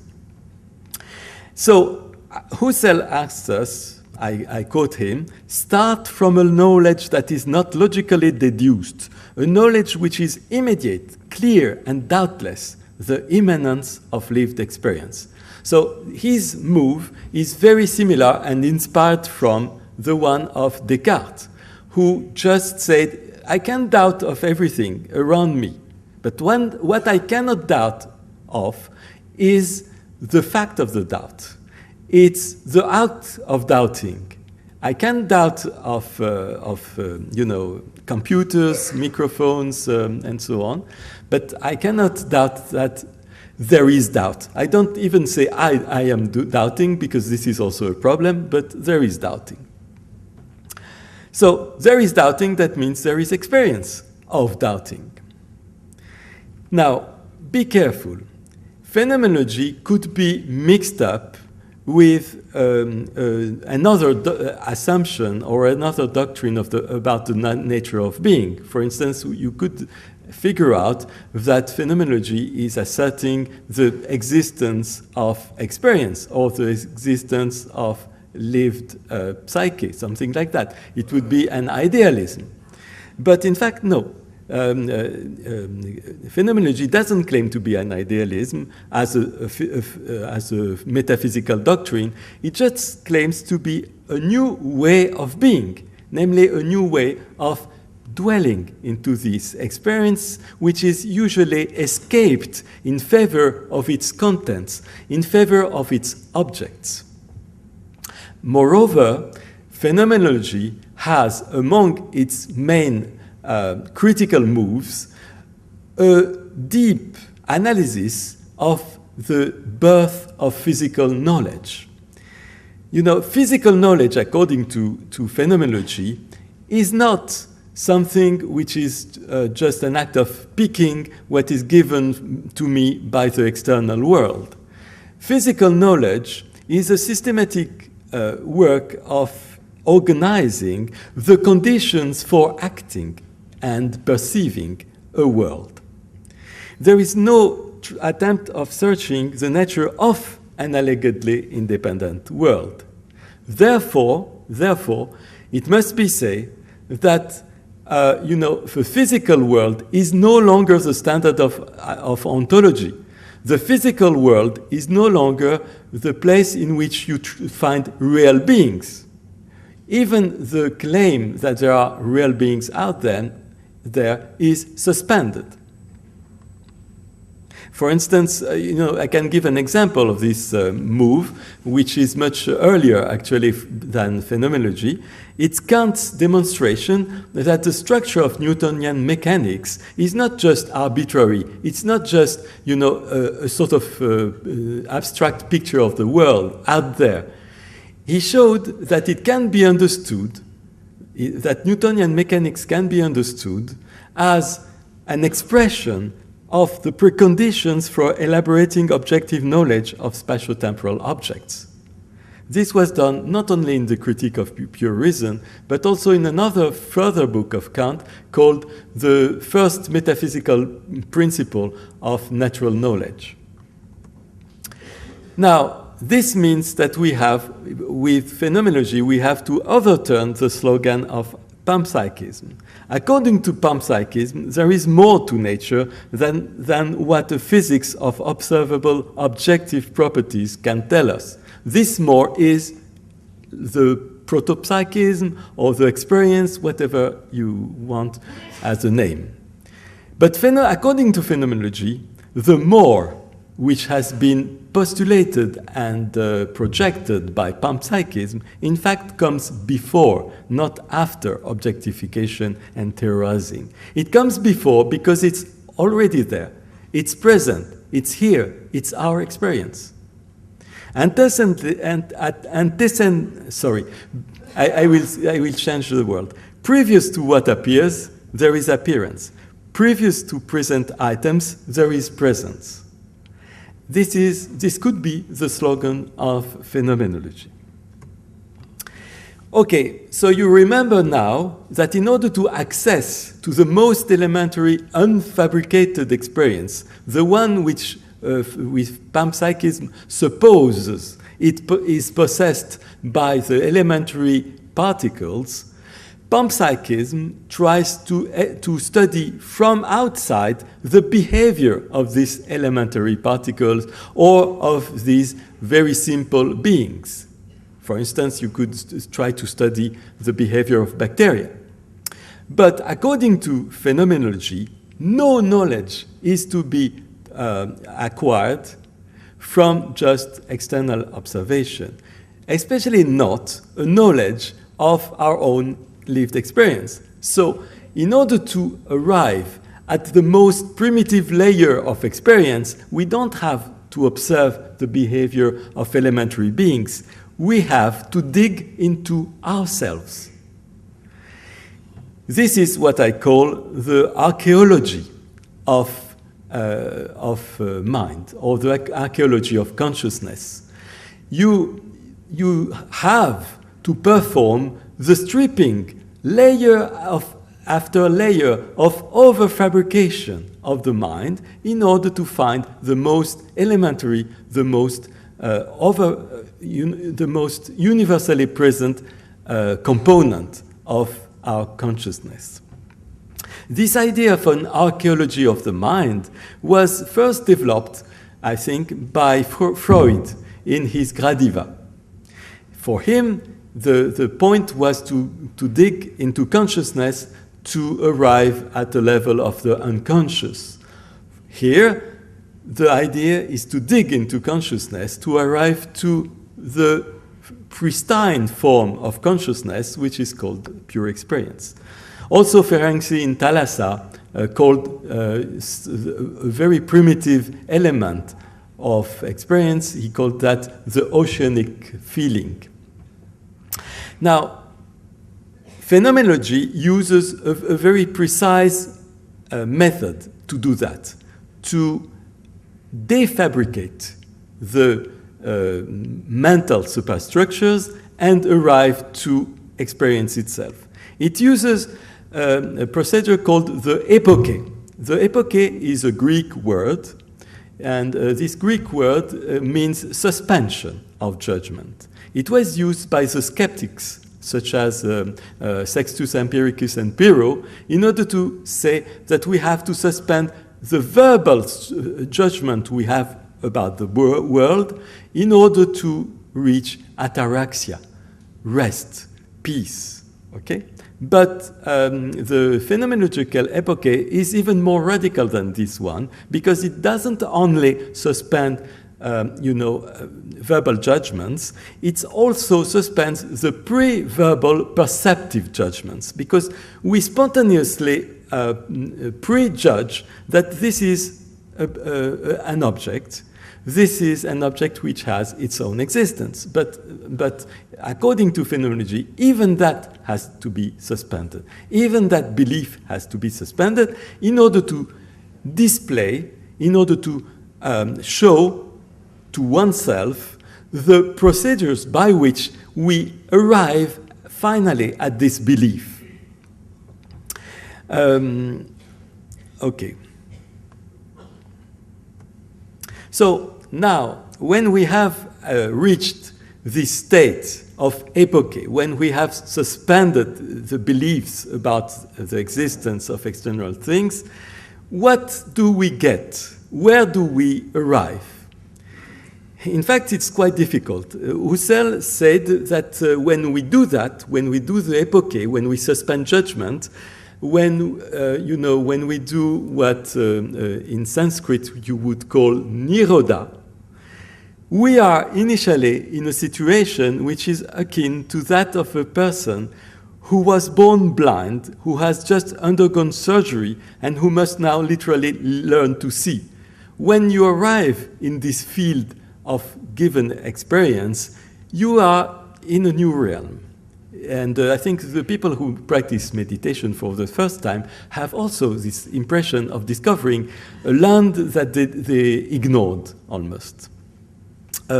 This land that they ignored, Husserl called very beautifully, he calls that the land of the mothers of knowledge, where he means that it's the place in which all the procedures by which we elaborate the knowledge are present. Also, he calls that transcendental consciousness, namely not the object of consciousness, but the acts of aiming at objects, and the acts of perceiving, the acts of emotion, all these things. Heidegger calls that being, upstream of beings, which is quite difficult in English, but it's much easier in German because you oppose sein, which is the verb to be, and Seiende, which is beings or entities. Okay. Now, when you dig into this deepest layer of experience that you have obtained after stripping the layers of fabrication, first the layer of science, second the layer of spontaneous perception, then the layer of spontaneous beliefs, and so on, then what do you get exactly? Can we characterize a little bit better what we get?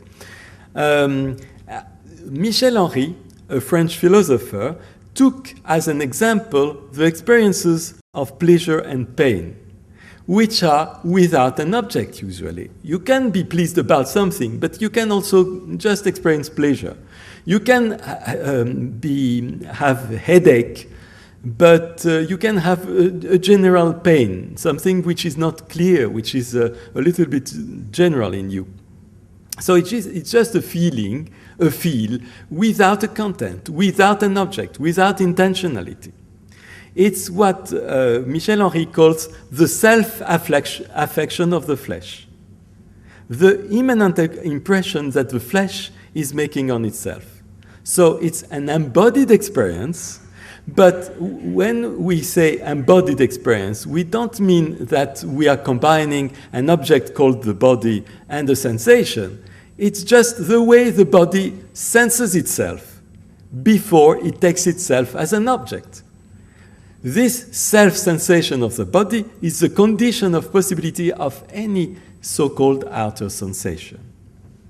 And then Michel Henry calls, what do you call an original experience? And he answers, original can only mean this, what comes in itself before intentionality and independently of it, before the space of a gaze, before the outside oneself.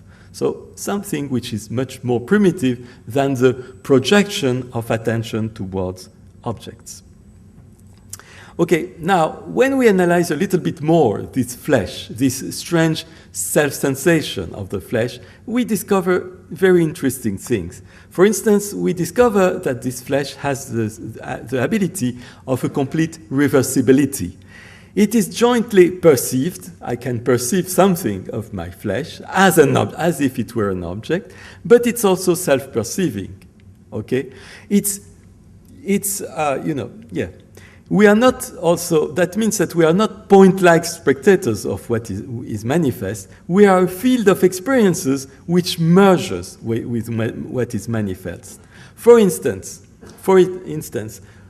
look, try to observe the place from which vision emerges. You will see, okay, all this surrounding, then you will see something of what you call your body. Here it is. Then you try to look at what is around here, and then in the midst you have a big hole, which is vision itself. So vision comes from the visible. Vision emerges from the visible, from a phenomenological standpoint. This is not an objective standpoint at all. It's just a purely descriptive feature of lived experience, as everybody can observe. So, therefore, you should not insist that ontology is something that belongs to objects, as any physicist would say, probably, but you have to go to the very root of any ontological claim, which is the self-affection of the flesh. And therefore, instead of an ontology, a standard ontology of things, distributed around, you will have what Merleau-Ponty and Henri called an endo-ontology, namely not a projection of being onto objects, but a way of inhabiting being, of being, so to speak, of being in the midst of being. Okay? And then, if you accept this new way of doing ontology, which is not only an alternative ontology, but which is a completely different attitude about ontology, then you arrive at splendid formulations such as the one of Merleau-Ponty. I quote here: "Vision is the tool which allows me to contemplate from within the fission of being." So it's not that there is here a being that sees other beings. It's that being as a whole self-splits into a subject and an object. So, okay, but does this flesh only belongs to me? According to Merleau-Ponty, this is not the case. If you just suspend really, thoroughly, completely any judgment about the separation of the world in little entities, then you suspend also the division between yourself and the world. And therefore, what remains is that the world as a whole is a flesh, since it is self-experiencing now as splitting between subject and object. Where should we locate the boundary between the body and the world, since the world is flesh, says Merleau-Ponty. The world as a whole is flesh because it is self-experienced as flesh. Okay? That's perfect. Just as flesh is self-perceiving, the world qua flesh is self-objectifying at this very moment in our present experience. We are the place in which the world is self-splitting and self-objectifying.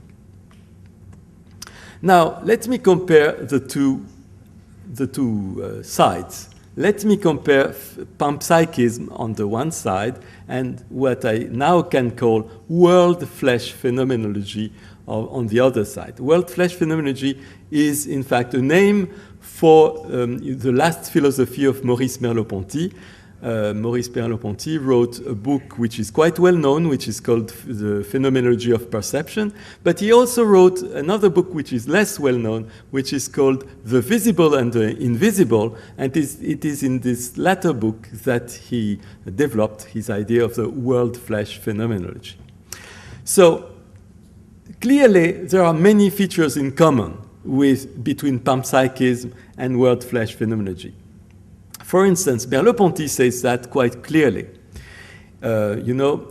He says that in existentialism, namely in the existentialist version of phenomenology, writes the critic, one has turned off the mind.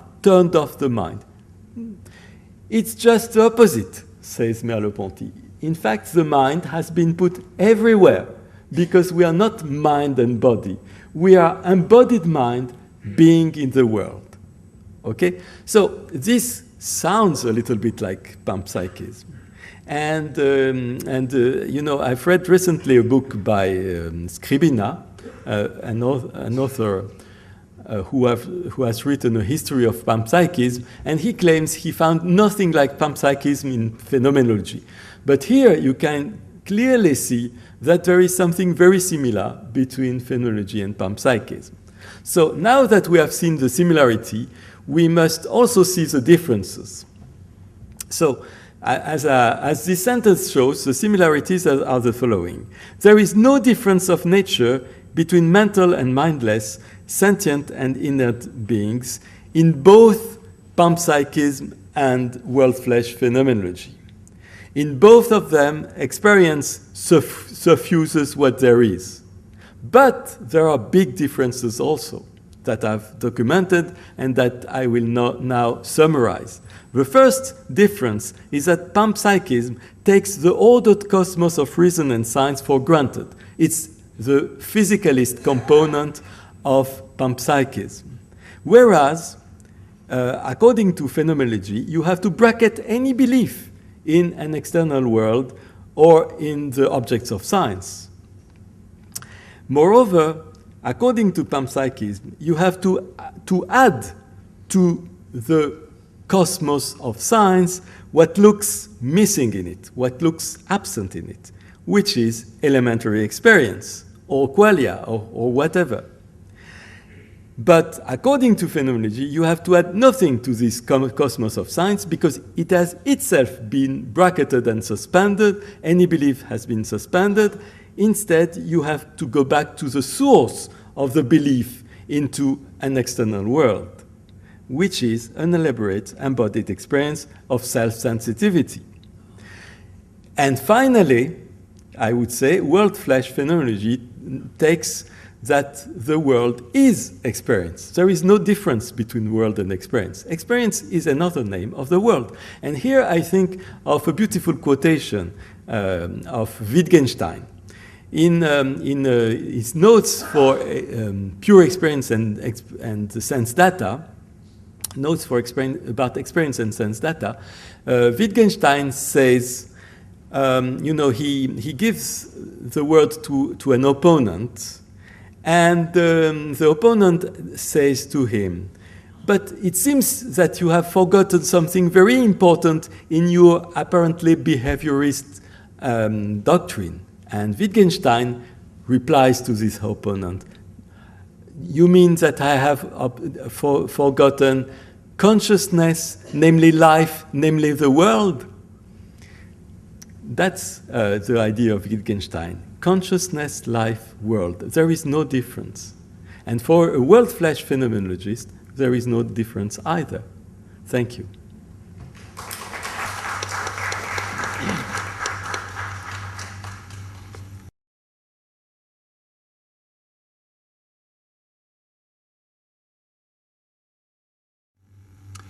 Thank you very much. It's now time for discussion, question, answer period. So if people would feel free to line up on either side. And I ask you as before to try to keep your questions short, and we'll try to keep the answers short too. And please say to whom your question is addressed. Thank you. Sir. Yeah. Hello. Are you hearing Hello. that? Yes, it was off. Okay, good. I'd like to specially thank Stephen Post for his presentation. We from India particularly would resonate a lot with many of your things. Two quick points. Yes. One is that many of us has been influenced, brought up in the tradition of Swami Vivekananda, who had formed the largest charitable organization in India, serving over 100 million people in its 118. He would have said he said in a letter that they only live who live for others. The rest are more dead than alive. Okay. So he would have put it very strongly. The second is a personal experience where for the last 5 months I have been singing, picking up songs which are devotional in nature, are called Bengali Kirtan songs, where the object of focus is Radha and her love for her eternal lover Krishna. Now when you do this in a room alone and for many months, and you get into this emotional spiral, not only the overall happiness content increases, somehow you're able to feel what a woman feels towards a man, and in some sense like that.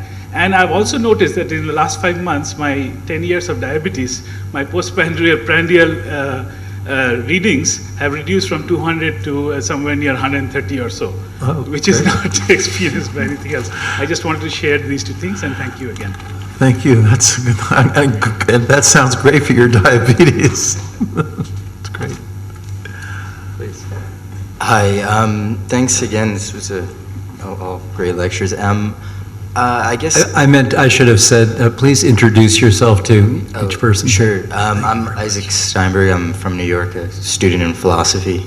I guess just for all the panelists, I was interested in, I guess, first of all, if you think we'll ever be able to kind of actually like connect the dots, be it in through the scientific method or through a reworking of the scientific method, some sort of science of consciousness where we could find the link between the mind and the brain, and if you do think that that will eventually be possible, what would it look like to kind of directly interface with the mind, and how, I guess, and also going back to like Husserl and phenomenology, what would that look like in terms of how we would illustrate a new kind of world? Like, would people modulate their qualia experience, or more of just an open-ended, like if you could paint a picture of what you think that would look like in the future?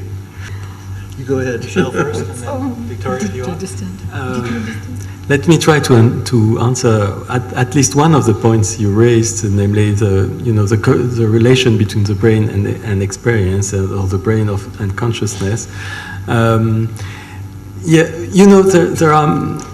There is a standard position about that, which is that we want to know how the brain can be the basis for consciousness. But for a phenomenologist, a completely different standpoint can be taken. Namely, for a phenomenologist, the brain is an element of experience. The brain is a phenomenon. It's an observable, appearance. It appears when you open the skull. It appears when you use an fMRI, and so on and so on. So the problem of a phenomenologist is not to know how consciousness comes from the brain, if it's possible to do that, but it's to deploy all the aspects of the correlation between the phenomena that are observed in this object called the brain and the phenomenon of self-affection or self-perception. It's just in the same way as you could establish the relation between the act of deciding to move the arm and the move of the arm.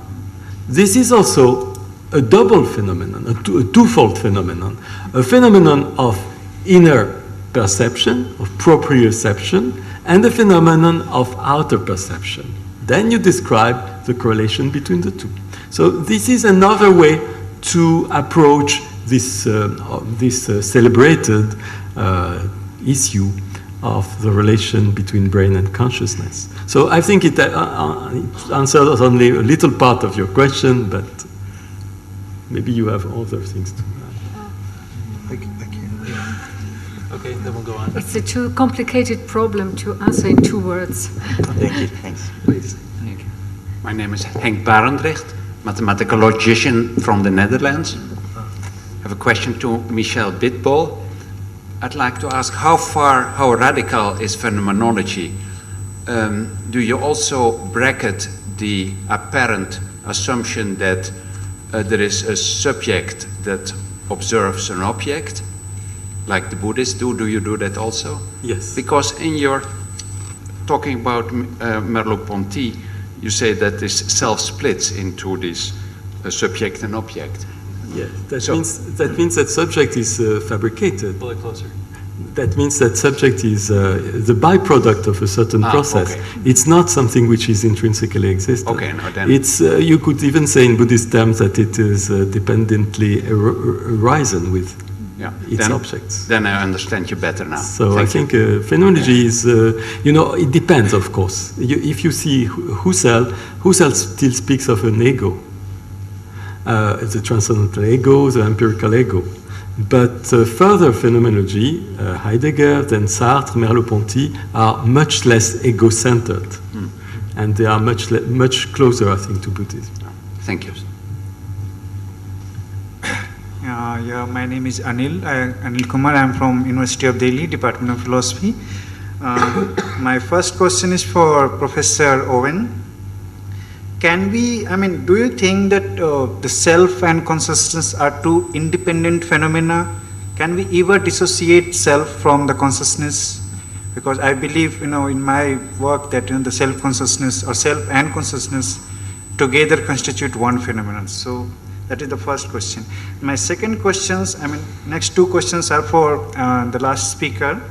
That is the lived experience always devoid of content, concept and judgment, if I have understood your lecture correctly? And where do you place imagination or imagining and intending? Place imagining. And intention. And another question is that we can't have that many questions, sorry. Just related to it, that is being conscious of or consciousness itself not a lived experience? If it is, then isn't suspending the judgments which you propose, which the Husserl proposed, a lived experience itself? If it is, then how is it possible? Am I clear? Or? Okay, for the first question, it's more easy. It's where is imagining, where is an intention. So imagining and intention are part of the many things that you find when you dwell into experience. I think when we say we have imagination, it's a byproduct of our analysis, our late analysis of the overall display into something that is stable enough to be called real and shared, and what is not stable enough to be called imagination. When we don't share something, we say, oh, this is only my imagination. When we share something, when this thing is stable enough, when we can find again by doing certain gestures, we call that real. But it's still and always part of our experience. Okay? So the same for intention. Intention was very much of interest to Husserl. He developed this concept of intentionality. He said that virtually all, I say virtually all, not all, types of consciousness are intentional because they are consciousness of something, of an object, of a desire, of anything, okay? And he did that analysis by saying that when you dwell into experience, you feel it as a tensed interest.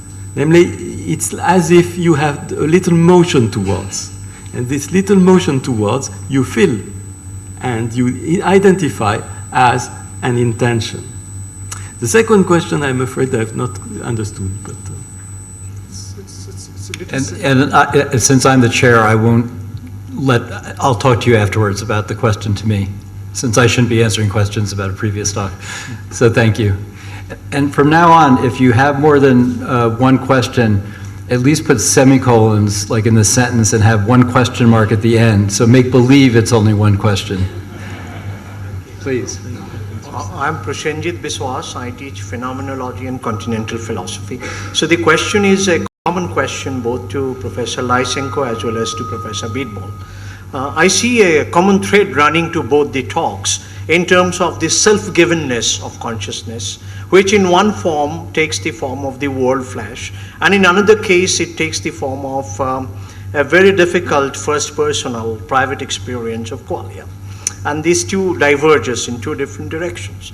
Now I have one question from Professor Bitbol. As far as the visible and the invisible is concerned, such a world-flesh relationship always remains somewhat inscrutable, somewhat not so clearly expressed, except a kind of a hyphenated relation between the touching and the touched, left hand touching the right hand, and also between a kind of a blindness that is intrinsic to the very act of seeing. So in the act of suspension, which is part of the primitive experience, there is a blind spot. And as you reject emergentism, I am not able to understand how one gets back to one's own consciousness, the perspectival consciousness of being me as the owner of that consciousness, how it would come back in the world-flesh phenomenology, and how in Shaprakasha, which is lying in entirely in the external world for Professor Lysenko, how it would be part of the first-person experience.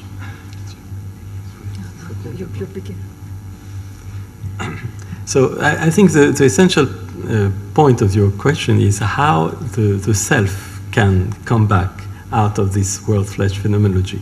I think the self can come back, as a systematic pointing out of the elements that are in relation with the objects of intentional directedness. If we draw all the arrows of intentional directedness, we find an origin. This origin was called by Husserl a transcendental ego. But Galen-Strawson will differ with it, and he would say that you can't return to the origin because it's underived. The origin is not a derivable entity. Nobody says that you are at the origin. You are just displaying what is manifest. And what is manifest is the self-affection of the flesh. Now, from that point on, you can show all the structures of this self-affection that crystallize into the directedness towards an object. The opposite pole to this directedness is the transcendental ego, and any historical element or social element that is connected to that is what you could call the empirical ego. So I think this is the basic procedure by which you recover the subject. But of course, the basis is not, a subject. It's lived. It's just the lived fact of self-affection, which is neutral, which is not personal. To return, to answer to your question in the Buddhist terms, I would like to refer to the very important Buddhist concept of two levels of understanding or two levels of reality. There is a phenomenal vyavaharika level at which we can make distinctions like that of between object and subject and the result of the knowledge.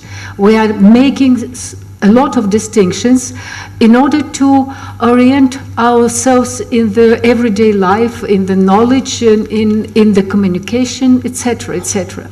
So these notions are very useful for us in our first step of to understand the world. When we proceed along the path of knowledge and at the same time a path of purification and spiritual progress, we remain behind this empirical level. So at the Paramartha level, that means the level of the ultimate truth, there are no distinctions, no subject, no object. So there is a pure consciousness, which is a kind of in different Buddhist school we imagine we have different images of this final consciousness.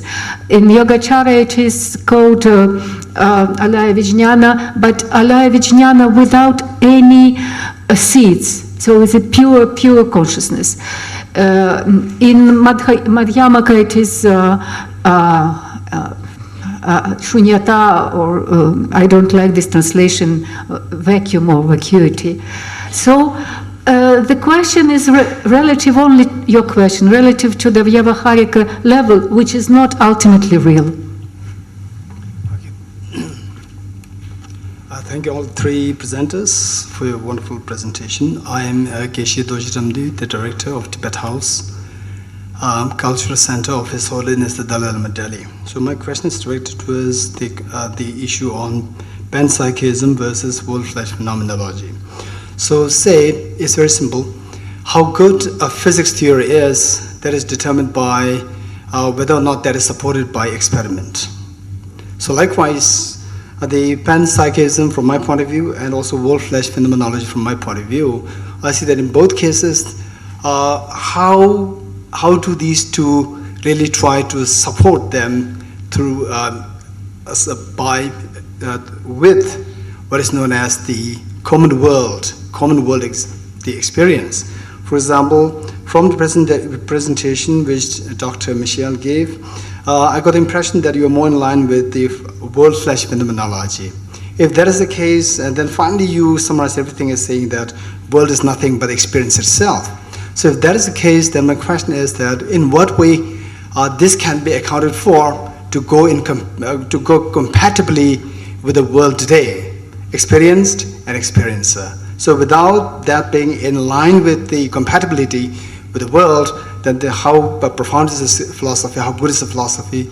What is your point? Thank you. Okay, thank you. Thank you very much. You know, the point, of course, that I didn't develop is all the details of what is called in phenomenology and also in Kantian philosophy, the constitution of objectivity. Namely, how do we fabricate a region of experience that can be taken as if it were objective, stable, and so on. And precisely, you know, this process uses the so-called laws of the understanding, which are such that they extract in the overall experience these bits that are reproducible and sufficiently, you know, shared by a community which also shares an experience. So this is, I think, what we call objective entities is the focus, the stable focus of all the possible experiences. Now, this is not just per case, you know. It's something that has been developed by Kant in such a way that you can really derive the physics of Newton. And I myself I've worked on quantum physics, and it's quite interesting to see that part of the structure of quantum physics can be derived out of very elementary presuppositions about the necessity that the tool for calculating probability be stable across the change of types of experiments. So this kind of clause of stability generates a sector of objectivity. Now, what is subtracted from it? What is the remainder of this experience, namely the unstable parts, the stable that vary when I move my head, the parts that vary when I have different moods? These parts, these remaining parts are called subjective. And here is how the subjective-objective polarity is generated, but it's generated within experience as a function of extracting certain parts of experience that can be manipulated and directed towards by all. This is, I think, the idea. And I think it gives a very good bridge between Buddhism and modern science. Because sometimes people say, oh, with this Yogacara doctrine, with mind only, you cannot understand science. But with Kant and Husserl, you can do both at once. You can, at the same time, be very, very close to what I call endo-ontology, namely coming back to experience, and at the same time, understand the efficiency of science. I think if we're very efficient, we can get in all 4 questions. So if people are concise, and us also. Thank you. Please. My name is Vinod Deshmukh. I'm a neurologist, and I have a very brief question to each of the speakers. To Dr. Post, it is well known that in later stages of dementia, paintings improve, their style changes, they become more spontaneous. And the explanation for that is that the left hemisphere gets atrophied, and therefore the right hemisphere is disinhibited, and therefore the style changes and the paintings are more beautiful and spontaneous. But the same disinhibition can also cause the patient to be hypersexual with inappropriate behavior. So that's one thought. To Dr. Lysenko, if she is familiar with qualia 1 and 2, Antonio Damasio in his book Self comes to mind, he defines qualia 1 and 2. Qualia 1 is what it is like to be so and so, or the redness of an apple versus chilies and all that. It also includes affect, qualia of affect, what it is like to be angry. Qualia 2 is how is it that the set of neurons or neural network which are electrically active create our experience. How is it? And that is still a big puzzle, and that is qualia 2.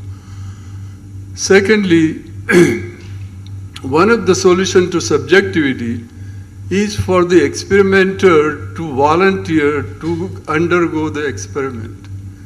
In other words, the person who questions about, say, EEG in meditation should volunteer in have an EEG during his own meditation, so he knows what happened during meditation. And my last question to Dr. Bitbol is, one of the ways to look at, instead of calling it world flesh, in modern biology we call it ecosystemic view. So we consider the ecosystem as a whole, which includes not only the subject, object, and other subjects and everything. In a way, the whole universe is a single ecosystem. Thank you. Thank you. I'll try the first one. Thank you, sir.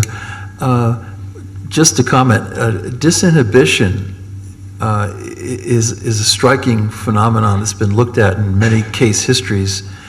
And people with advanced dementia sometimes are disinhibited spiritually, as self-reported, as reported by their caregivers. And so individuals who have had no particular interest in ritualism or prayer and so forth will engage in that surprisingly. And there are dozens of cases where people who over the course of their lives showed no artistic capacity suddenly were producing images that were the equal of Spanish cave paintings. And there's also, there are lots of records of disinhibited altruism, people who I think were very caught up in a kind of tit-for-tat, pay-it-back mindset, and then they lose that sort of assumption and they become much more generous and have actually articulated that in focus groups and the like.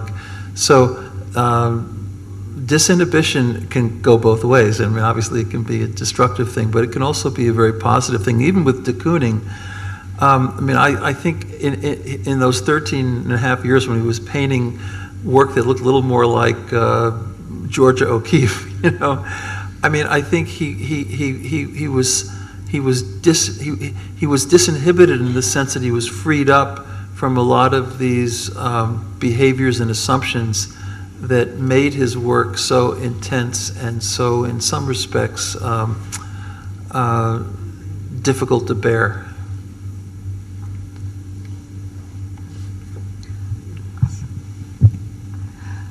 Well, the question was about did I know the book of Tommaso?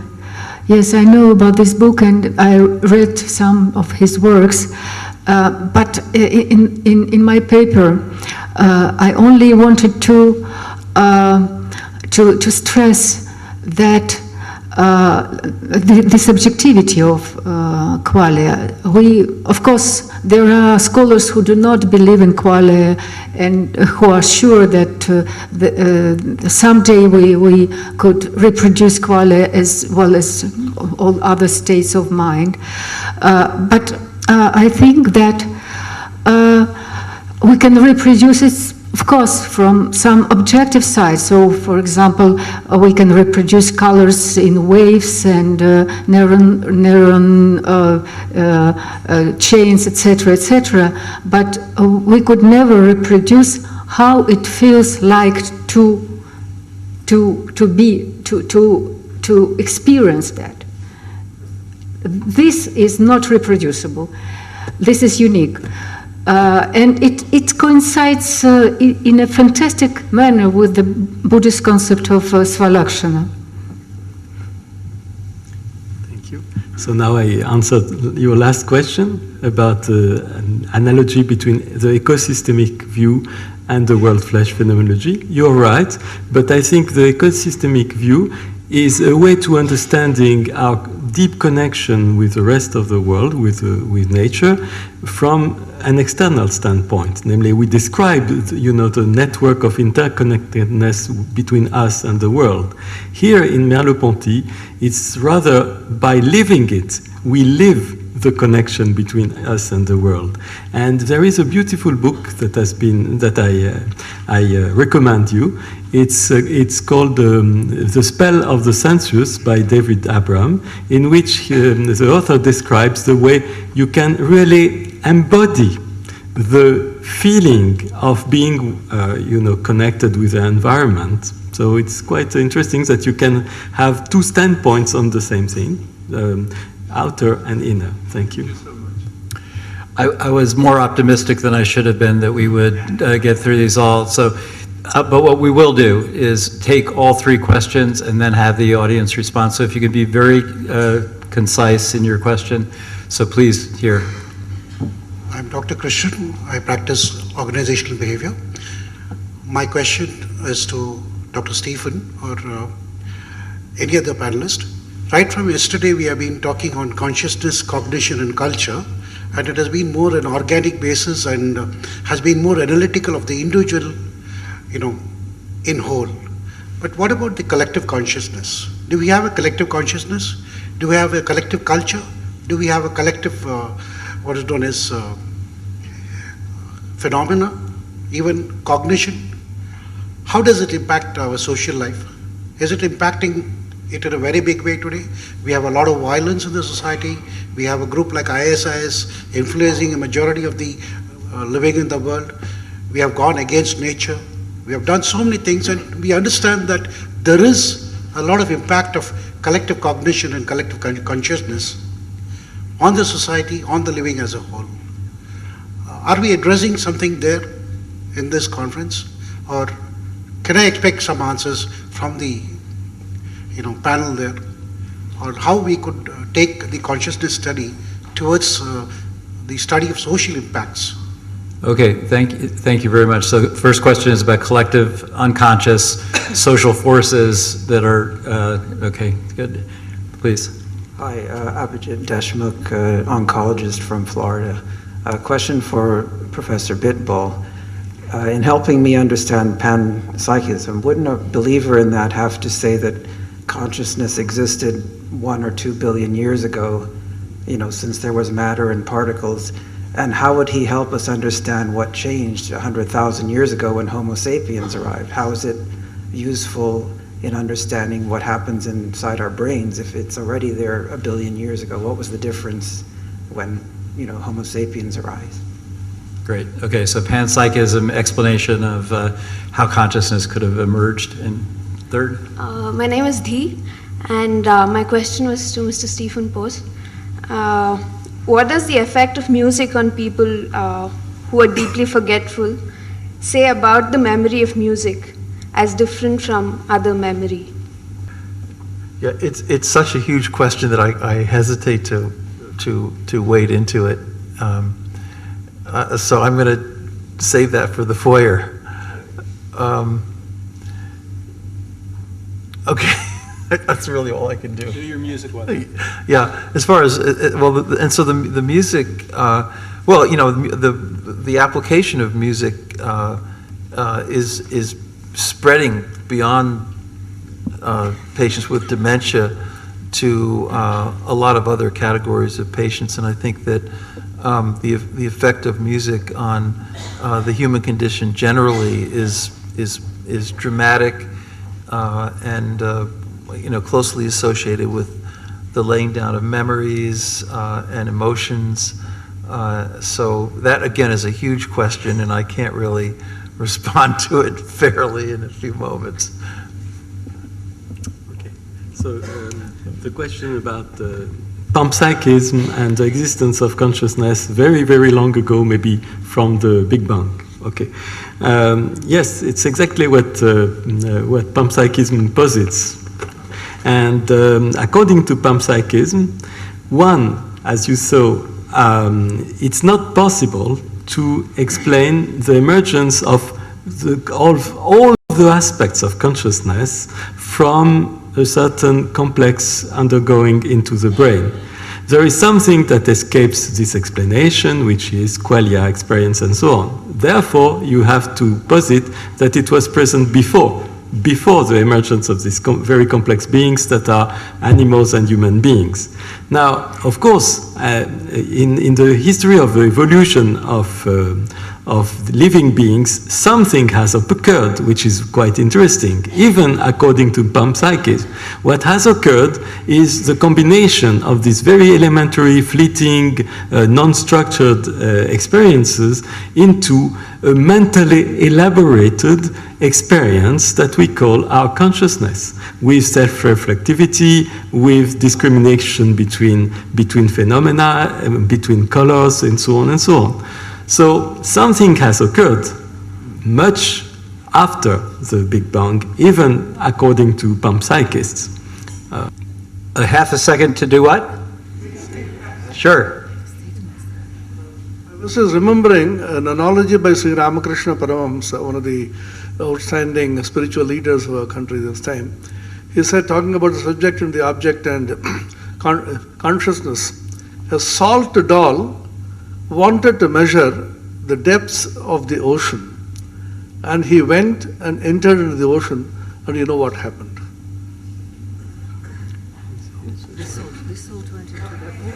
Thank you. So,